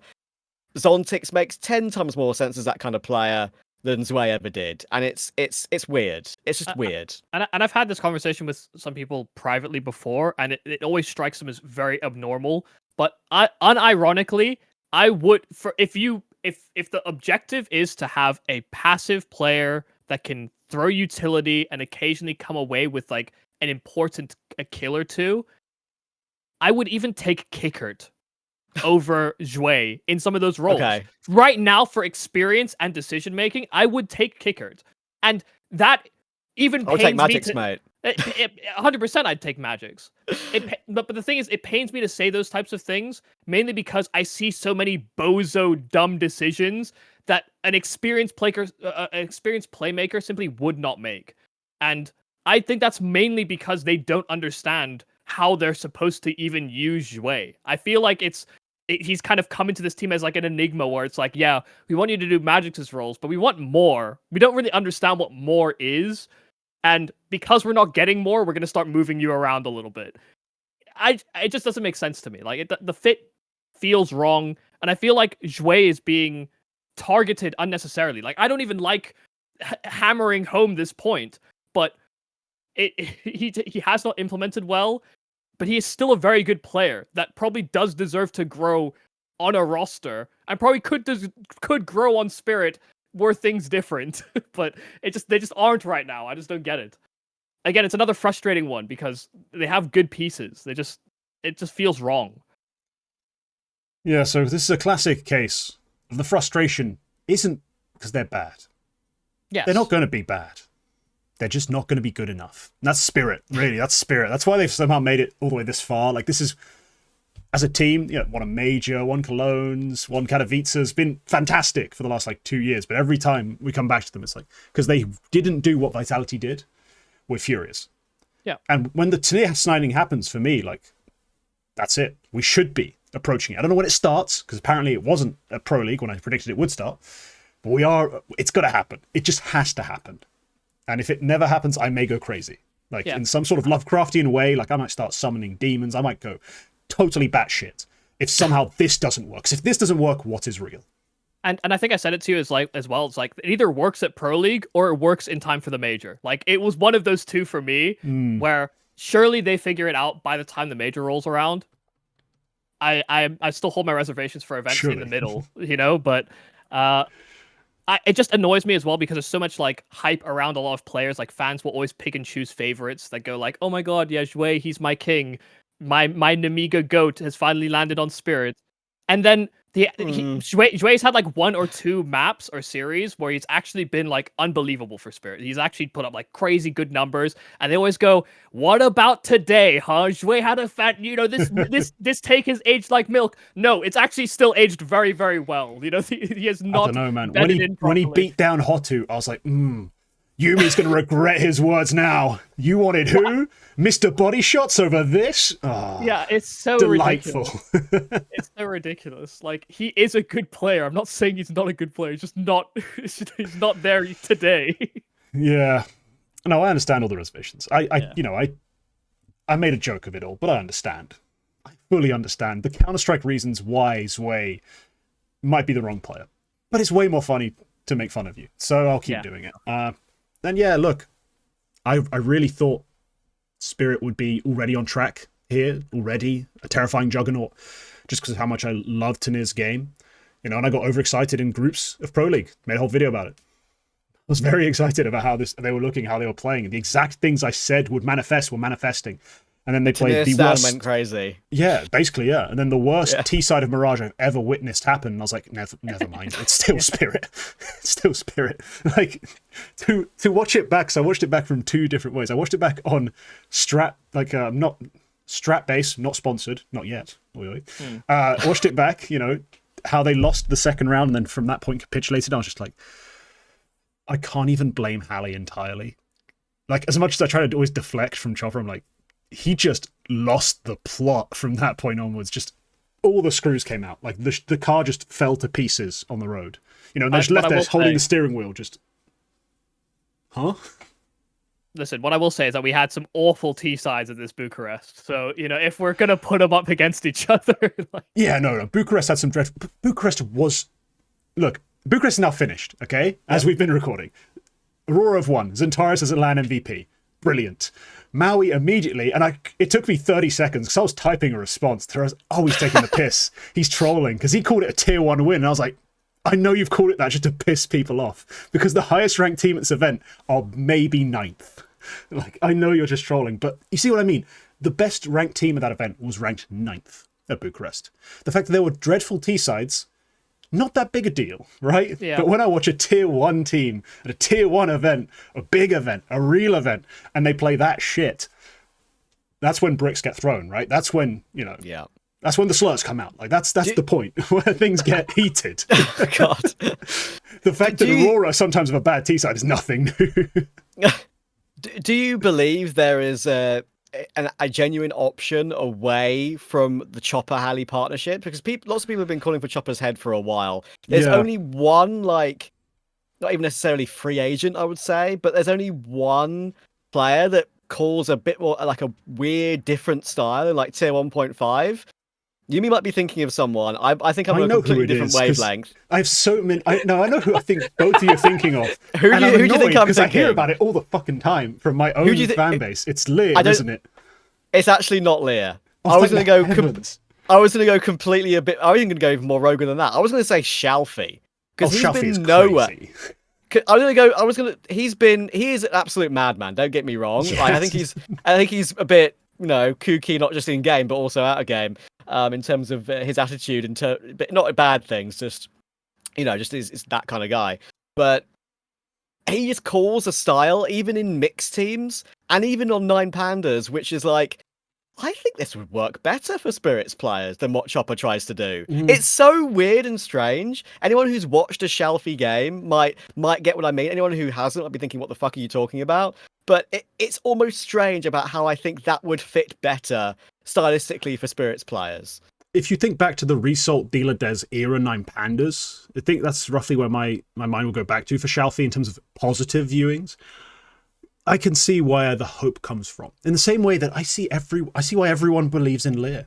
You know, because I've watched Namiga teams in the past play a really like compelling style of CS. I've watched many of these younger IGLs or lesser known IGLs, lesser famed IGLs, because Chopper's not exactly old, have compelling aspects of the game. It's just, as Chopper's shown, because Chopper's been that underdog, no one knows IGL on Spirit, with players no one really knows. And he's upset massive teams and called a fantastic game. I think it's just all different when you're playing against the best of the best. You're getting anti-stratted and you've got to somehow work in all these stars. It's just a different ball game. I don't think there's anyone necessarily built for it that is Russian speaking and just freely available. The closest, Boomich, but I need maybe a different coach. Maybe. Or Jame. Or Jame on a rifle? Yeah, that's enough said. Enough said. He can fall in secondary AWP. Let him have his secondary AWP. Of course, I went to players, by the way, that like technically are signed, but like benched right now, right? Yeah. I mean, you do have. I understand where you're going from you know, Leah, Boomich, whatever. But Shelfie is the one guy who I think might be crazy enough just to unlock a free spirit within Team Spirit, and that's why I had that as an idea. But Okay. Just Namiga right now without Zwei. I understand they're looking terrible with Sualio. They're never going to look better with Sualio than they did with Zwei. It was always going to be downhill since they lost Zwei.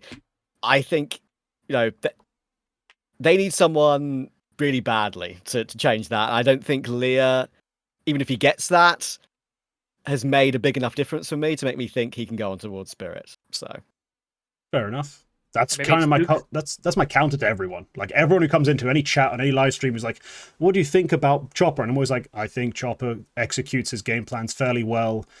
They don't think there's a clear replacement. Stop complaining." They always go, "What about Lear?" And I'm always at least I was different then. At least I went a completely different That's why I was route. about to get so tilted. I'm sick of it. I hear it so often. It's okay. It's time for Duke Visora fans to rise up.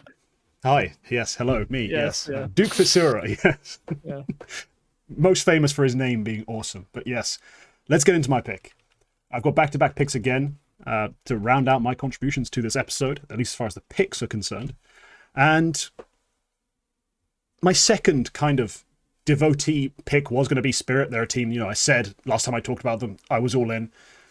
Clearly not an option. So I'm going to start with the underdog pick, just because I think it's going to be less juicy, less interesting. If it works with Rugger, maybe it can work with Device again. I don't know. I'm just going to take Astralis because I zero belief in anyone else down there. I cannot be picking Chinese teams anymore. Just not worth the stress. Like, I eat red meat, I drink. I don't need an extra stressor on my like cardiovascular system. I'm not going to start trying to put my money on Chinese teams. So I'm going to take Astralis. Not very thrilling as a pick. They're probably going to make it to a lower bracket semi sort of game. Like, they're in Group A at least, which is the easier group. So that's what I'm thinking. Hey, maybe they get into that lower final. There's a miracle run in them somewhere. But so far, between Device having his health issues, but also just the team overall, since Magic's come in looking short of firepower, as a surprise to nobody, there's not a lot of like belief still left in Astralis for me. But I have to give them the very basic credit they deserve. They have, in my estimation, a decent IGL. Not going to oversell him. Hooksy's fine. They have a couple decent role players, a star in Stare who can do some pretty like impressive work. He's not, as a star, taking a step into the stratosphere, but he's been solid. And an AWPer in Device who is, he's benefiting from an AWP drought to be called maybe a fringe top 10 AWPer. Like, they have a few things going for them that aren't spectacular, but they're all fair, all solid. And I just think they've got an outside chance the matchups are right to make it out of this group. But it's mostly just their group's the easier one. I trust a couple of their pieces a little more. There's a bit more consistency here than in these other rosters. Sure, the ceiling's not as high as a Pain. Not as high as even a Tyloo have shown. They don't have a Jam Young type player. They've just got a lot of very solid pieces. And so, yeah, I'm going to keep it boring from my opening pick. Bring the energy, the temperature down after that 18-minute Spirit encounter. Sure. Just relax into some boring old Danish CS. Yeah, I've reached the point with Astralis where they disillusion me so much and I care about them so little, but I only have one take left, really, about them at the moment. And that take is not that hot. It's kind of lukewarm. It's been whispered by a few people, by some other talent, I think, and some podcasts. I think we've reached a point with Device where he's not good enough anymore for Astralis to deal with his health issues in important events for them. I think that Device is a legend. He deserves to go down as one of the best players of all time, not just due to achievements, but due to how he even innovated as such, with how he AWP'd and all that sort of playstyle he had in his prime. He has nothing to prove. He's absolutely fine to go down in the Hall of Fame forevermore. He can retire now and live that life perfectly fine, which is why I actually think he should.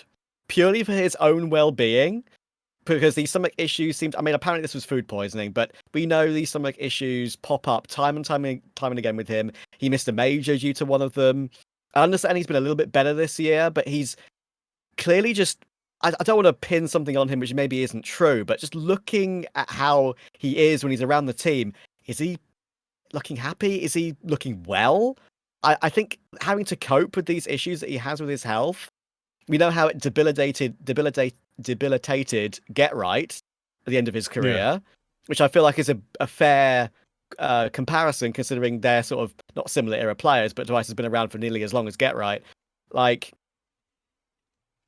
I like Device. I have the utmost respect for him, but that is why I want to see him respected in calm retirement as maybe even broadcast talent or some kind of like Danish broadcast or something like that, because I think he's not good enough anymore for Astralis to consider him a star player or play around him and deal with what he has to go through when he's not doing his part on the server enough to make it worth it, to put it in a weird way, I suppose.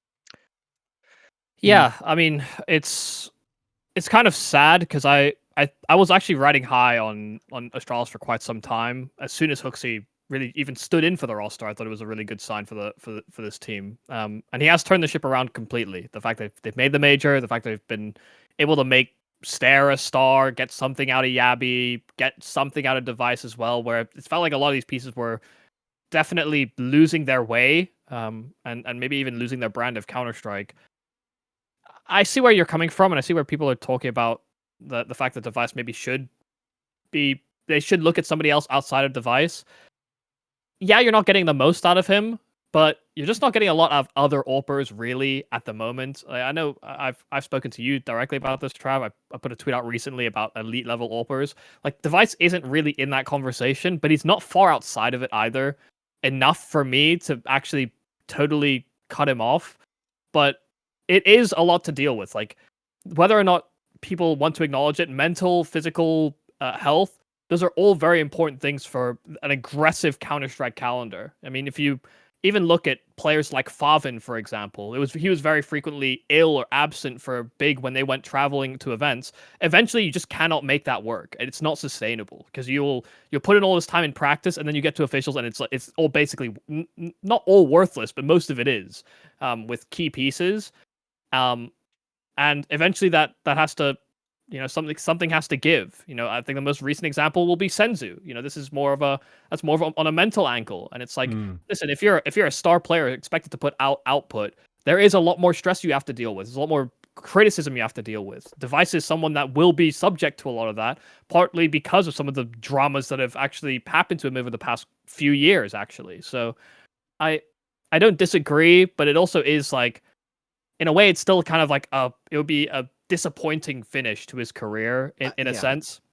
So I'm kind of hopeful that it doesn't happen, but he essentially needs to have like a year where that doesn't bother him whatsoever for us to feel like confident in that again. Yeah, like I'm not going to sit here and police what he should do. Like it's just my thought, because I respect him highly and I want him to be well in general, right? Like, I want a human being, I want a fellow human being to feel good about themselves and to not be ill all the time with this really difficult schedule. And I think that you use the right word, and just like how difficult it is to deal with the schedule in the modern day of Counter-Strike, and whether he's got that in him anymore, whether he's got that dog in him, as they say. I'm not sure he does. And He's also 30. Like he's not a young man anymore. I know, and that's one of the main reasons why. Okay, he's a young man. He's almost far 30, from an so- old man. Let's be real. Let's be real.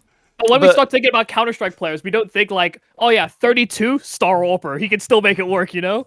Yeah. He's got No, a but few just years left. the problem I have with this whole conversation is just, does he have physical health ailments? Probably somewhat linked to mental health difficulties with dealing with stress and all that sort of stuff. Yes. His age is irrelevant. Like, his age is irrelevant. Like, you can be I agree with that. Yeah. you can be the healthiest, you can be in the prime of your life from 30 to 40 in that sense.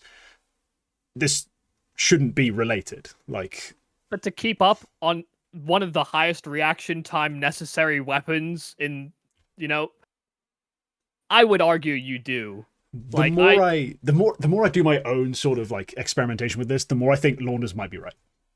The more I think it is just about you just putting in hours in the game and more about you training than actually your age mattering. Like, it just seems to be the more you look into it with like pro athletes, high level competitors, all this sort of stuff just tends to come down to training and physical injury than anything else. So I do think those things are relevant to him, but I don't think age is the key It's not factor. the be all end all. Yeah. Yeah, I do agree with you, Yumi, as such. Like, I don't want him to end his career in that sort of way. Like, other players have ended their career in amazing ways. I mean, whether they've been playing or not. To be fair, I mean, Get Right said goodbye, I think at Cologne, right, in like 2019. That he was very emotional when he announced his retirement there. Was it his last event? I can't remember, but I was there, so I remember that particular interview on stage. And Kenny didn't play it, but he said goodbye in Paris, right? Like, I like storybook endings for not just CS players, but also for sports people. It's one of the things that I think is a nice sort of closed book to a career. But yeah, I think Device does deserve that. Whether his body allows him to do that is another matter. Yeah. Hopefully. He can have a If decent end to this year. Listen, And in if my Astralis- case, a great event. If Astralis make that decision though, and to cut him because it's straining the roster or whatever, it will be deeply unpopular, regardless of what happened. Like whether that's the right choice or not, it will be deeply unpopular just because of who Device is to the Astralis legacy. It was deeply unpopular when he didn't play the major for not just the org's decision of the timing of it, but also Device's decision. It's like, why is Device? Like, why can't he play the major of all events? Like, surely he can get himself well enough for that. But the thing is, Device took most of the, I think, more of the flack for that than Astralis. Okay, yeah, you know, that's true. Actually, now you mention it, I Yeah. remember that now. If I'm the org, I would hate the position because it's like it is an uncomfortable spot to be in where you have to think about whether or not this is the right thing for the roster or the right thing for the brand necessarily, regardless of how they approach the Device conversation. Unless Device does it himself, Astralis are just in a bind basically because nobody will like this. Yeah. There's a no-win scenario for them. Yeah. But let's get into my final pick. Oh, I have a favorite to choose. I'm the only one with a favorite left. So let's just wrap up these teams. G2, Na'Vi, Mongolz. I will not be picking the Mongolz. As much as I think there could be a variation of Mongolz that could play well, Controllers, I don't think is a particularly good player. But, you put your focus back into Techno and Mazinho. You play maybe a poppier, faster style, like more group up, exec heavy, rely on your aim a bit. Hell, they'll take a bit of an overperformance from Blitz. There's a world where they can play well. I'm just not going to put my money on it myself. Then it comes to Na'Vi and G2. I think these two teams are quite different. I think Na'Vi are pretty well led. I still think they have good structure. I see the logic to almost everything they do when I'm watching them play a round out. I just sometimes don't think they have the weapons in terms of the individuals, like the stars, to really make it work. G2 are pretty much the opposite, where I don't think the Hunter IGL takeover has gone as magnificently as his fans wanted me to say it did after they won Blast London. There were elements of it that seemed pretty successful, certain mid-rounds seemed pretty good, but overall it doesn't seem like he's fully taken the reins as an IGL in terms of being a leader, and the team have also struggled to just stay in games since then. So I'm looking at a team that's going to shoot their way out versus a team that's going to think their way out. and all of you know me well enough, I'm going to pick the team that's going to shoot. I'm going to pick G2. I'm going to give a lot of credit to Na'Vi. I think they are approaching a point where it does make sense to start betting on them. I just think in this field, I'll take G2 to come out on top. Just between these two, because it's going to come down to winning sort of like that upper bracket game where G2 probably has to play Furia. I like G2's odds of winning that more than I like necessarily Na'Vi's odds of going deeper in the event. And that's kind of where my decision came down to. Yeah. Gamers 2, as they once were called. Sure. Many of my pet players on this team. MOUZ MD, Matisse. I was never a big... not that I wasn't a big fan of Heavy God, I was never as early on him as I was on everyone else, so I don't really call him one of my guys, but I've loved watching him play. They have this rifle firepower that is just so entertaining, and when it works, it's my favorite kind of CS to watch. It's like, if in doubt, shoot it out. But the parts of this roster that I haven't mentioned have obviously been the weaknesses, and they have struggled in that sense in terms of the leadership and the way they set their rounds up to get a consistent MOUZ MD. And that's kind of the strength and the weakness of this roster. Is yes, they can outshoot everyone, but no, they can't always get themselves a good enough scenario for that shooting to matter. Like, it's just a question of how are you going to approach this round so that you don't need a triple kill to win it. They very rarely have a way. But they have the players to recover it, they have players to clutch, they have the players to do the unthinkable, to make the unhittable shot. And so I'm always going to bet on that. Simple. Yep. Yeah. As you can tell, we are getting late in the day. And this is a last desperate hurrah for G2 and for me. Listen, I think G2 have definitely added something with Saw. Like I would say that there is less of the just rely on hitting crazy shots. That does bail them out a lot in like late mid rounds, but there are a couple more like set piece cute ideas that Saw has brought to the table with him and Sampayas coming to the roster. I think that's what gives G2 a bit of like an allure to me, is that they're actually starting to stray slightly away from just being heavy firepower, even though they still have a lot of heavy firepower. It's nice that there's a bit of a... It's a slow transition. Pull. Yeah, it is. It's definitely taking some time, but that's to be expected given how long G2 sat in that period and just how used to it they would be with Hunter now being at the helm of that type of gameplay. So, yeah, no, I G2 are weird, but I always looked at them at that first event and just thought, nobody has any demo information on them. Nobody had any idea how they were going to perform when they first made the roster move. I think it surprised a lot of people. It's why they come away with that win at London, in my opinion. But they also just had a fantastic honeymoon event. But they have been kind of exposed after that. I think it's clear to say that people understand the tempo they're going to play with these days. Yeah, exactly right. I mean, as soon as you win an event like Blast London and you're beating Vitality, the team of the year by an absolute country mile, you're going to get scouted and very closely looked at by everyone in the entire scene. And coming in as such a big unknown with that Hunter-Saw partnership, well, I think it will provide pretty good things in the future, and it will provide stability. It will provide maybe a trophy or two at some like Fissure/PGL Bucharest type tournaments, right? It was very obvious that they got found out pretty quickly. I can forgive Fissure Playground. They lost to Mongolz. Like, Mongolz were one of the teams at the very top of the game. So, look at Pro League.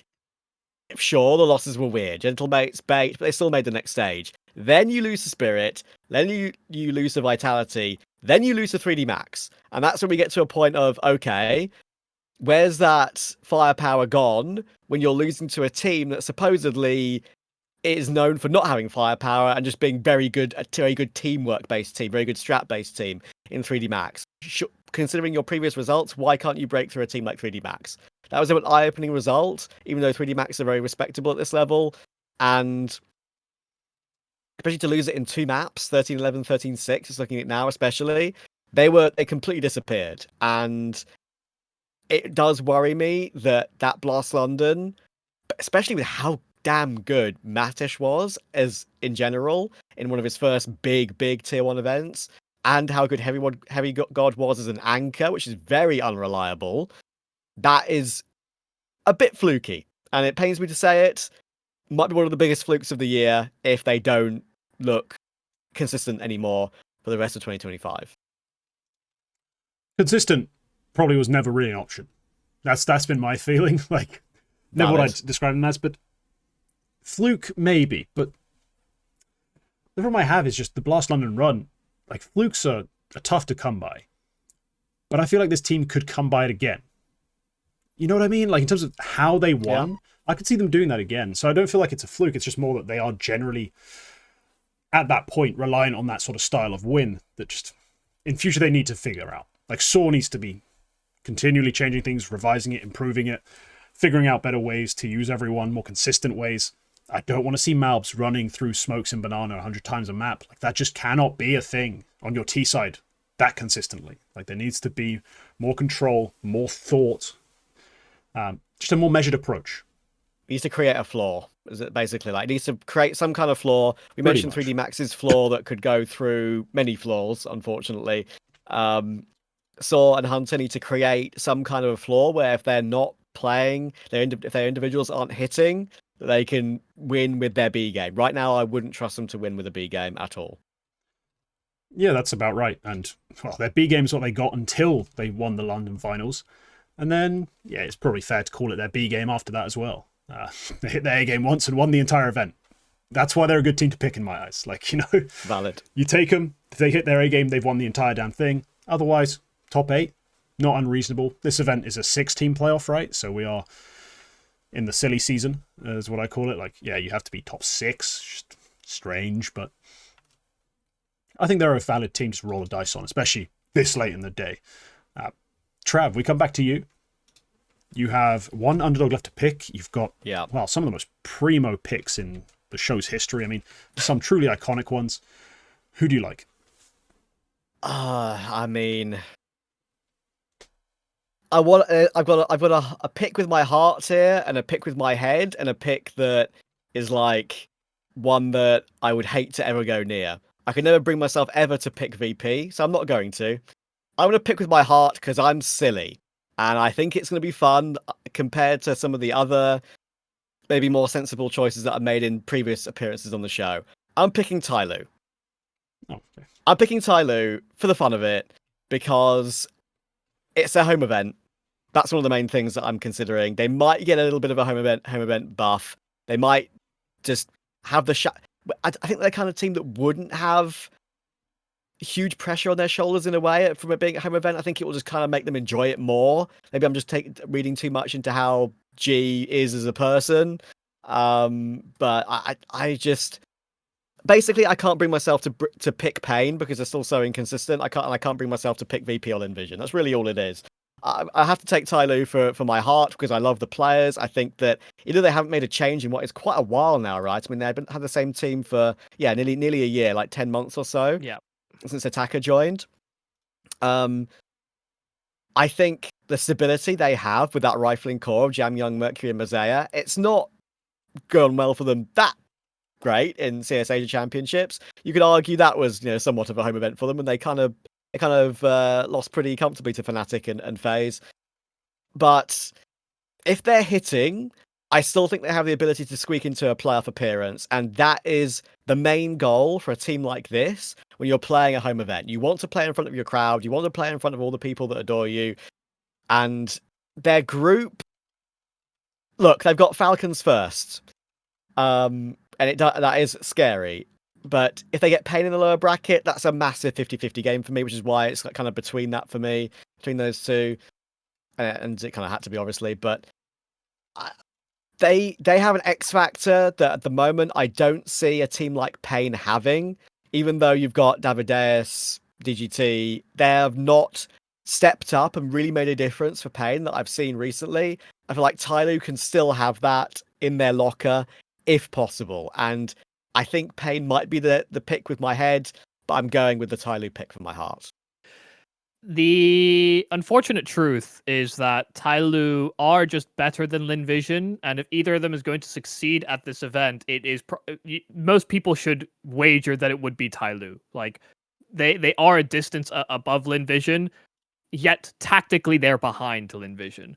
They have the better pieces It's yet so funny. they don't have like a good understanding. Like, I don't think I could describe to you what Tyloo's playstyle is right now, because event to event it feels different. You know, we see up tempo, hyper aggressive burst plays at one event, and then we see default into executes at another, and it almost always feels like the That's why we wrong love them. style for the wrong event. So yeah, they're incredibly confusing in that capacity.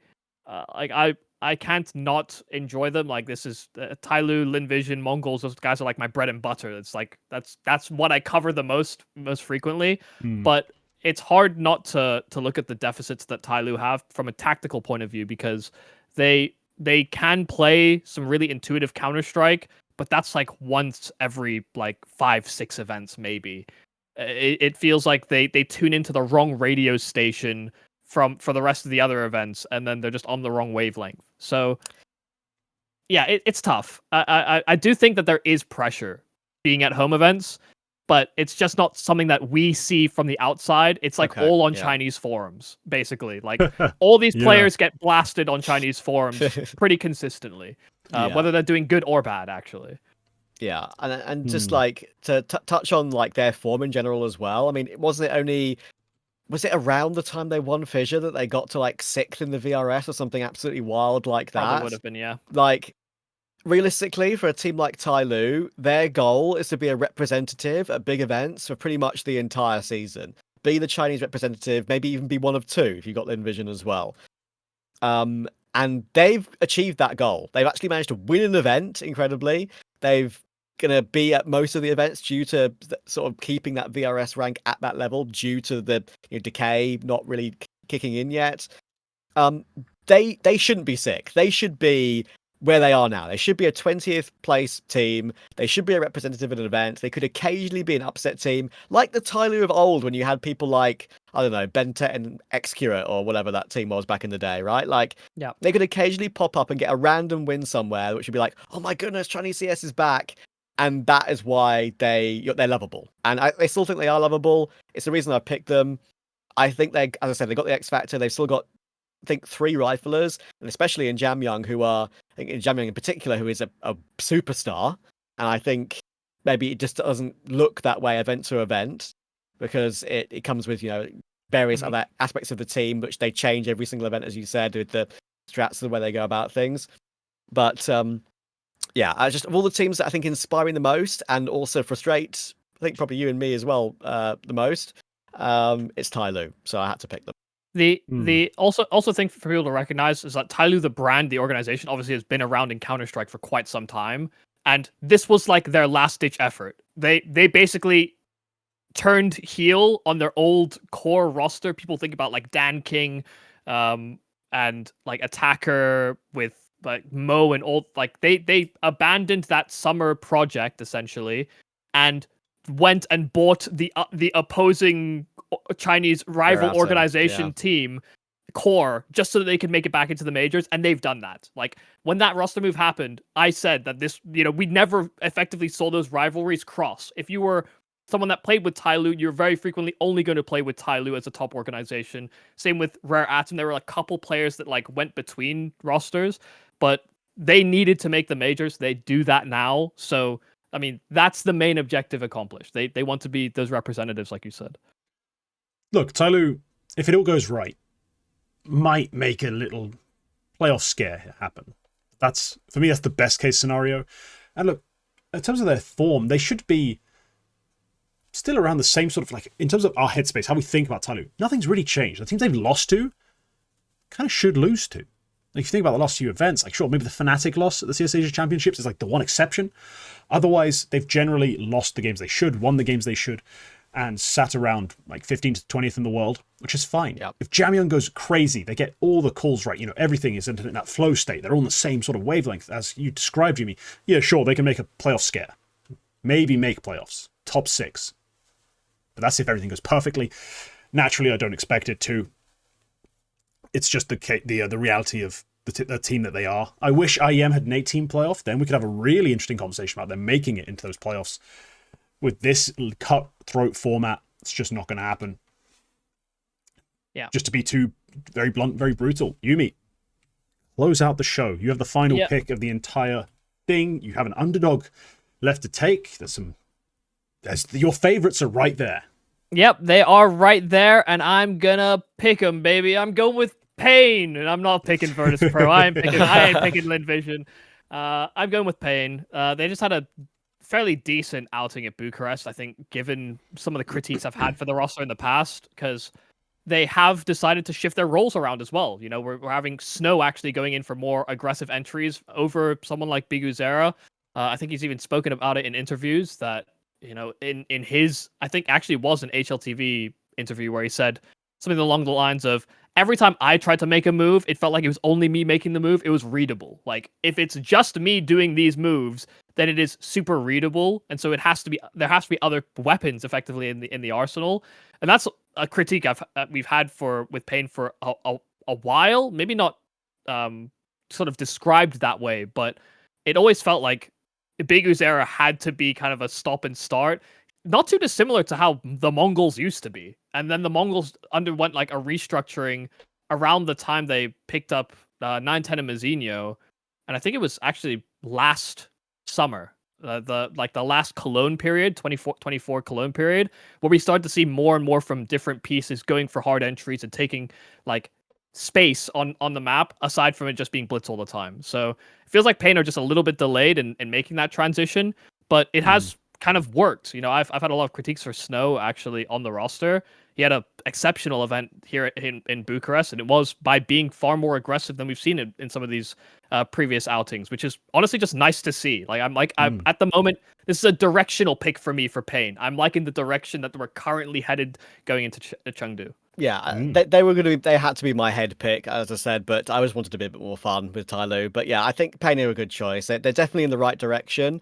I had to do something with Snow, as you kind of touched on. He was looking a little bit lost and looking a little bit disillusioned. And for a guy who is, you know, still incredibly young, don't forget you started on like Young Gods when he was 14 or something he was crazy. So young, yeah.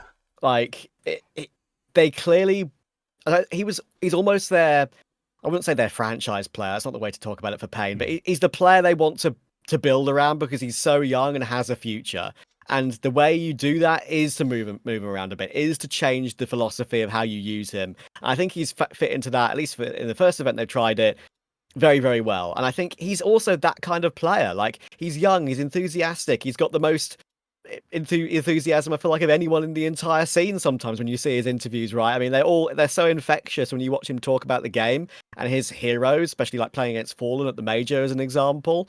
I think he deserves and probably should be in a role that allows him to express himself a bit more, be a bit more aggressive, rather than sit back and play positions that, especially as a young player with maybe not as much experience, even though he's got a lot now somehow at only 18, that maybe makes you overthink things a bit too much. And I do think that was an issue for Snow, overthinking in late rounds and getting caught due to doing so. And I think now when you've got Davideus and DGT, these are now two established players from lesser countries in South America, flying the flag for Chile and Uruguay, right? I think that's the right move to make for the team. And I'm not going to pretend like we're going to see Pain in major playoffs again anytime soon. Who knows? Maybe. But I think it's clearly the right direction. They've still got the best Brazilian AWPer that's actually a primary, I would say, in NQZ.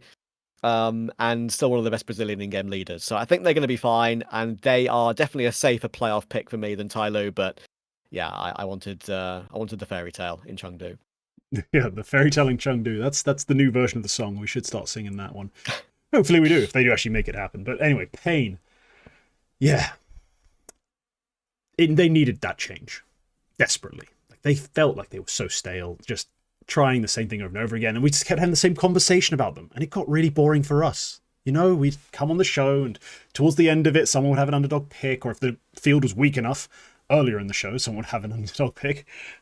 When we talk about Pain, you'd be like, oh yeah, Biguzera fragging IGL, like the way he leads, but you know, we haven't really seen this player step up, and we thought this could be how the team would look now, and we'd be more on this, but it's not worked. Now they've made this roster move, and it just got repetitive and dull. Finally, they've taken their young aimer and gone, what if he ran in first? And that's a revolutionary idea. What if we set him up and he tried something? And yeah, kind of has been working to a certain extent. Like, he's opened up a lot more rounds on the T side, but the CT side has been where he's actually got more of his frags Like he's actually been more successful as he says. So he's not quite fully adjusted yet, but it's a fresher look for them. And it allowed, I think, Big Uzera to still be a fragging IGL just in a different way. Like he didn't have to open every round. He could close, trade, play making different facets that are still critically important. So no, Pain do look much better now. I think that the 3 straight wins speak for themselves. I mean, then losing to Legacy, who went on to be a couple rounds from winning the entire event, there's nothing to sniff at. And they still have a lot of talented pieces. This is a fairly interesting team to talk about and pick. I just think this field, touch too tough for them. It's funny as well because they lose to Legacy. Lux was the player that they removed that sort of catalyzed the descent of Pain. Like, if we're thinking about their rapid ascent into Tier 1 Counter-Strike, Lux was a part of that journey. Then he got kicked, and then it was like spiral for quite some time, actually. He never saw the same... Like Legacy's logo. Yeah, well, yeah, I guess so. Whatever. I forget what that symbol's supposed to be.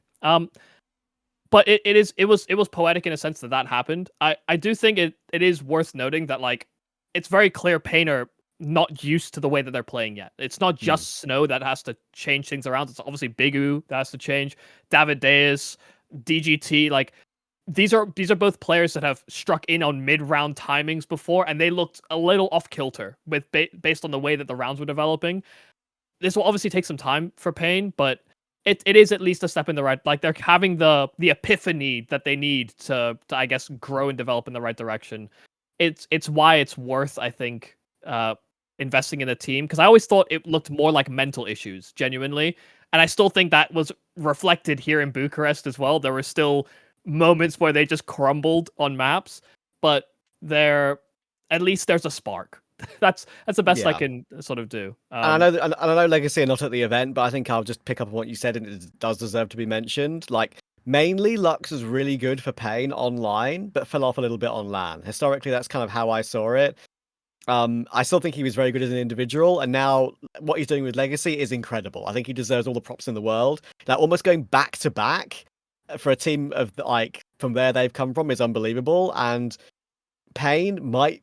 There's a world in which they're looking at him now and saying, if Big Uzera gets picked up by someone, do we pick up Lux as an in-game leader and go back to you? Like something crazy like that, right? So, yeah, fair play to Lux and to Legacy. I think Pain, at least they were close to beating Legacy. Then they took a map off of them. I think in a Brazilian derby, it can always look a bit closer than sometimes it is, because those players and teams play against each other relatively often. Derbies are always a little bit different in terms of the feels of the game. When it's 2 Brazilian teams going up against each other. But yeah, I'm not... The weight I'm holding for the wins in Bucharest is not too heavy yet for Pain. No, Gentlemates, Gamer Legion, and Bait. Gamer Legion, sure, made playoffs, but also looked very shaky at that event. Bait are always hit and miss. That's how I categorized Bucharest as a whole. Like, anyone in that sort of tier 1.5 pool can beat anyone at that event, it felt like. Yeah. But clearly, they at least they have made the step that you've mentioned, realized there needed to be a change, and not a roster change, a change within. Yeah. I just also, before we wrap up the show, because the Mongolz are coming in with controllers, I feel like we have to talk about the Mongolz. Obviously, Senzu is stepping away and controllers is taking that responsibility, and people are going to look at his stats recently and think, control who and why? This guy is not good enough to replace Senzu. And of course, he's probably not going to be an effective replacement. But if we cast our minds back, especially in the first season, he actually was a very, very good-looking piece on the Chinggis Warriors. He was actually probably one of their better pieces. If we had to push away from someone like Yami, who obviously takes a lot of attention on that roster, the part of the reason that the Chinggis Warriors made the last major rotation was because of Coolest, Yami, and Controllers. And they were all playing probably their best Counter-Strike that we'd seen in literally months prior to that. So if you think about who's available and what's available, Controllers actually does make sense. It's not someone I would have instinctively picked up. I don't think many people would have, but he's available and he's a very pack sharp piece. Like he aims well. He's got good mechanics. I'm not going to say that the Mongolz are going to surprise people, but I don't think they're going to be as shit as people think they're going to be, because there's a lot of people just drawn to Senzu. Wow, such a good rifler. The Mongolz still play a pretty tight game, and all they need controllers to do is get the 1 or 2 kills necessary in some of those spots that I actually think he can do. So Yeah. I just play that in here. I did preface, when I said I wasn't picking Mongolz, there's a way they can play well. I just think even with all that, like even if they play pretty well, pretty good CS, controllers is fine. I just think they miss playoffs. I just think we're in a too brutal system, and plus, when I have to pick for value, I can't value them as a favorite that highly, just with all that in mind. But no, you're right. It's not the end of the world. It's not the most abominable pick you could have ever seen. It's just we're not getting Senzu. And for this team that's already struggling for consistency in terms of who's going to deliver in the big game, who's going to win me that quarterfinal, to then say we're missing one of the guys who was an option for that, yeah, I can't have you as my favorite. It's also people are going to think back about the last time they were at a major and they had I forget what his name was, and it pains me that I can't remember. But the Mongolz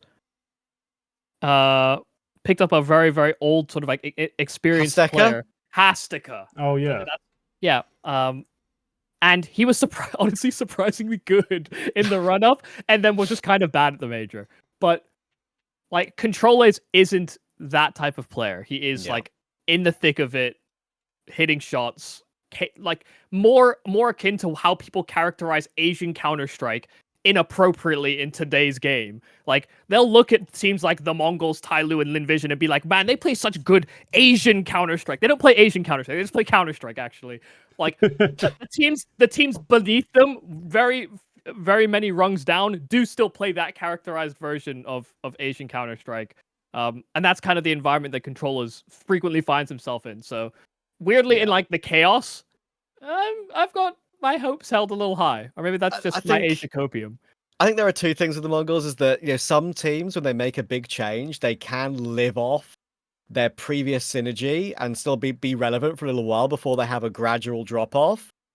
When it's Senzu, that's quite a significant drop off for me. Like it's your main star player that you've bigged up for however long. So I think they'll be relevant for maybe a couple of events, but maybe that drop off will be a little bit more significant than other teams that have made a change, which maybe people don't agree with, and they lose a star player, they get bought out or whatever, right? So I think they'll be okay, but only for a brief period. I think it's announced they're going to be playing the major with him as well. That's understandable, because I would have loved Yami. I think we spoke about it a little bit, but there is a reality that he has an ESIC investigation hanging over his head. Now, no decisions made. He's allowed to play. But if he has that hanging over his head, I don't think Mongolz would have gone anywhere near him. And I don't think Controllers has that. Does he? Am I right or wrong on that one? I'm not sure. As far as I'm aware, there's nothing. So. As far as I'm aware as well, I think he's okay. One of the players from the Mongolian scene in those lower tiers, like the Hunt, not the Huns players, but you know what I mean, the other team. What's the name? I think it's Warriors. Yeah, that's it. Yeah, like he's of that group of players that doesn't really have much hanging over his head in terms of that, and might be reliable enough to allow the Mongolz to shift things around a little bit with their roles, allow Techno to maybe look like the player he was at EWC if Senzu isn't on the team. And whether that's the case or not, you're going to need the old heads of the team in Blitz and Techno, and now 9-10 in particular, to raise the level a little bit. I can forgive Mzinho. He might still play some pretty rough roles, even with Controllers' introduction. But yeah, I think overall, they'll be okay for an event or two. At the major, let's say they sneak into playoffs at the very least, that'll be their maximum for me. Okay. That's going to do it for us. Those are the picks. Let us know in the comments your thoughts. Who got it all wrong? Who absolutely smashed it? And of course, feel free to come back after the event's over and pretend like you knew all along, like edit your comment, make yourself look like a smartass. But make sure you edit it before the event starts as well, so the edited thing is always there. Think smart. But yeah, sub for more, like if you enjoyed, and remember, membership is the best way to support the channel. You get access to more videos and rights. People love those. So yeah, become a member, support the channel. Thank you very much. Bye-bye.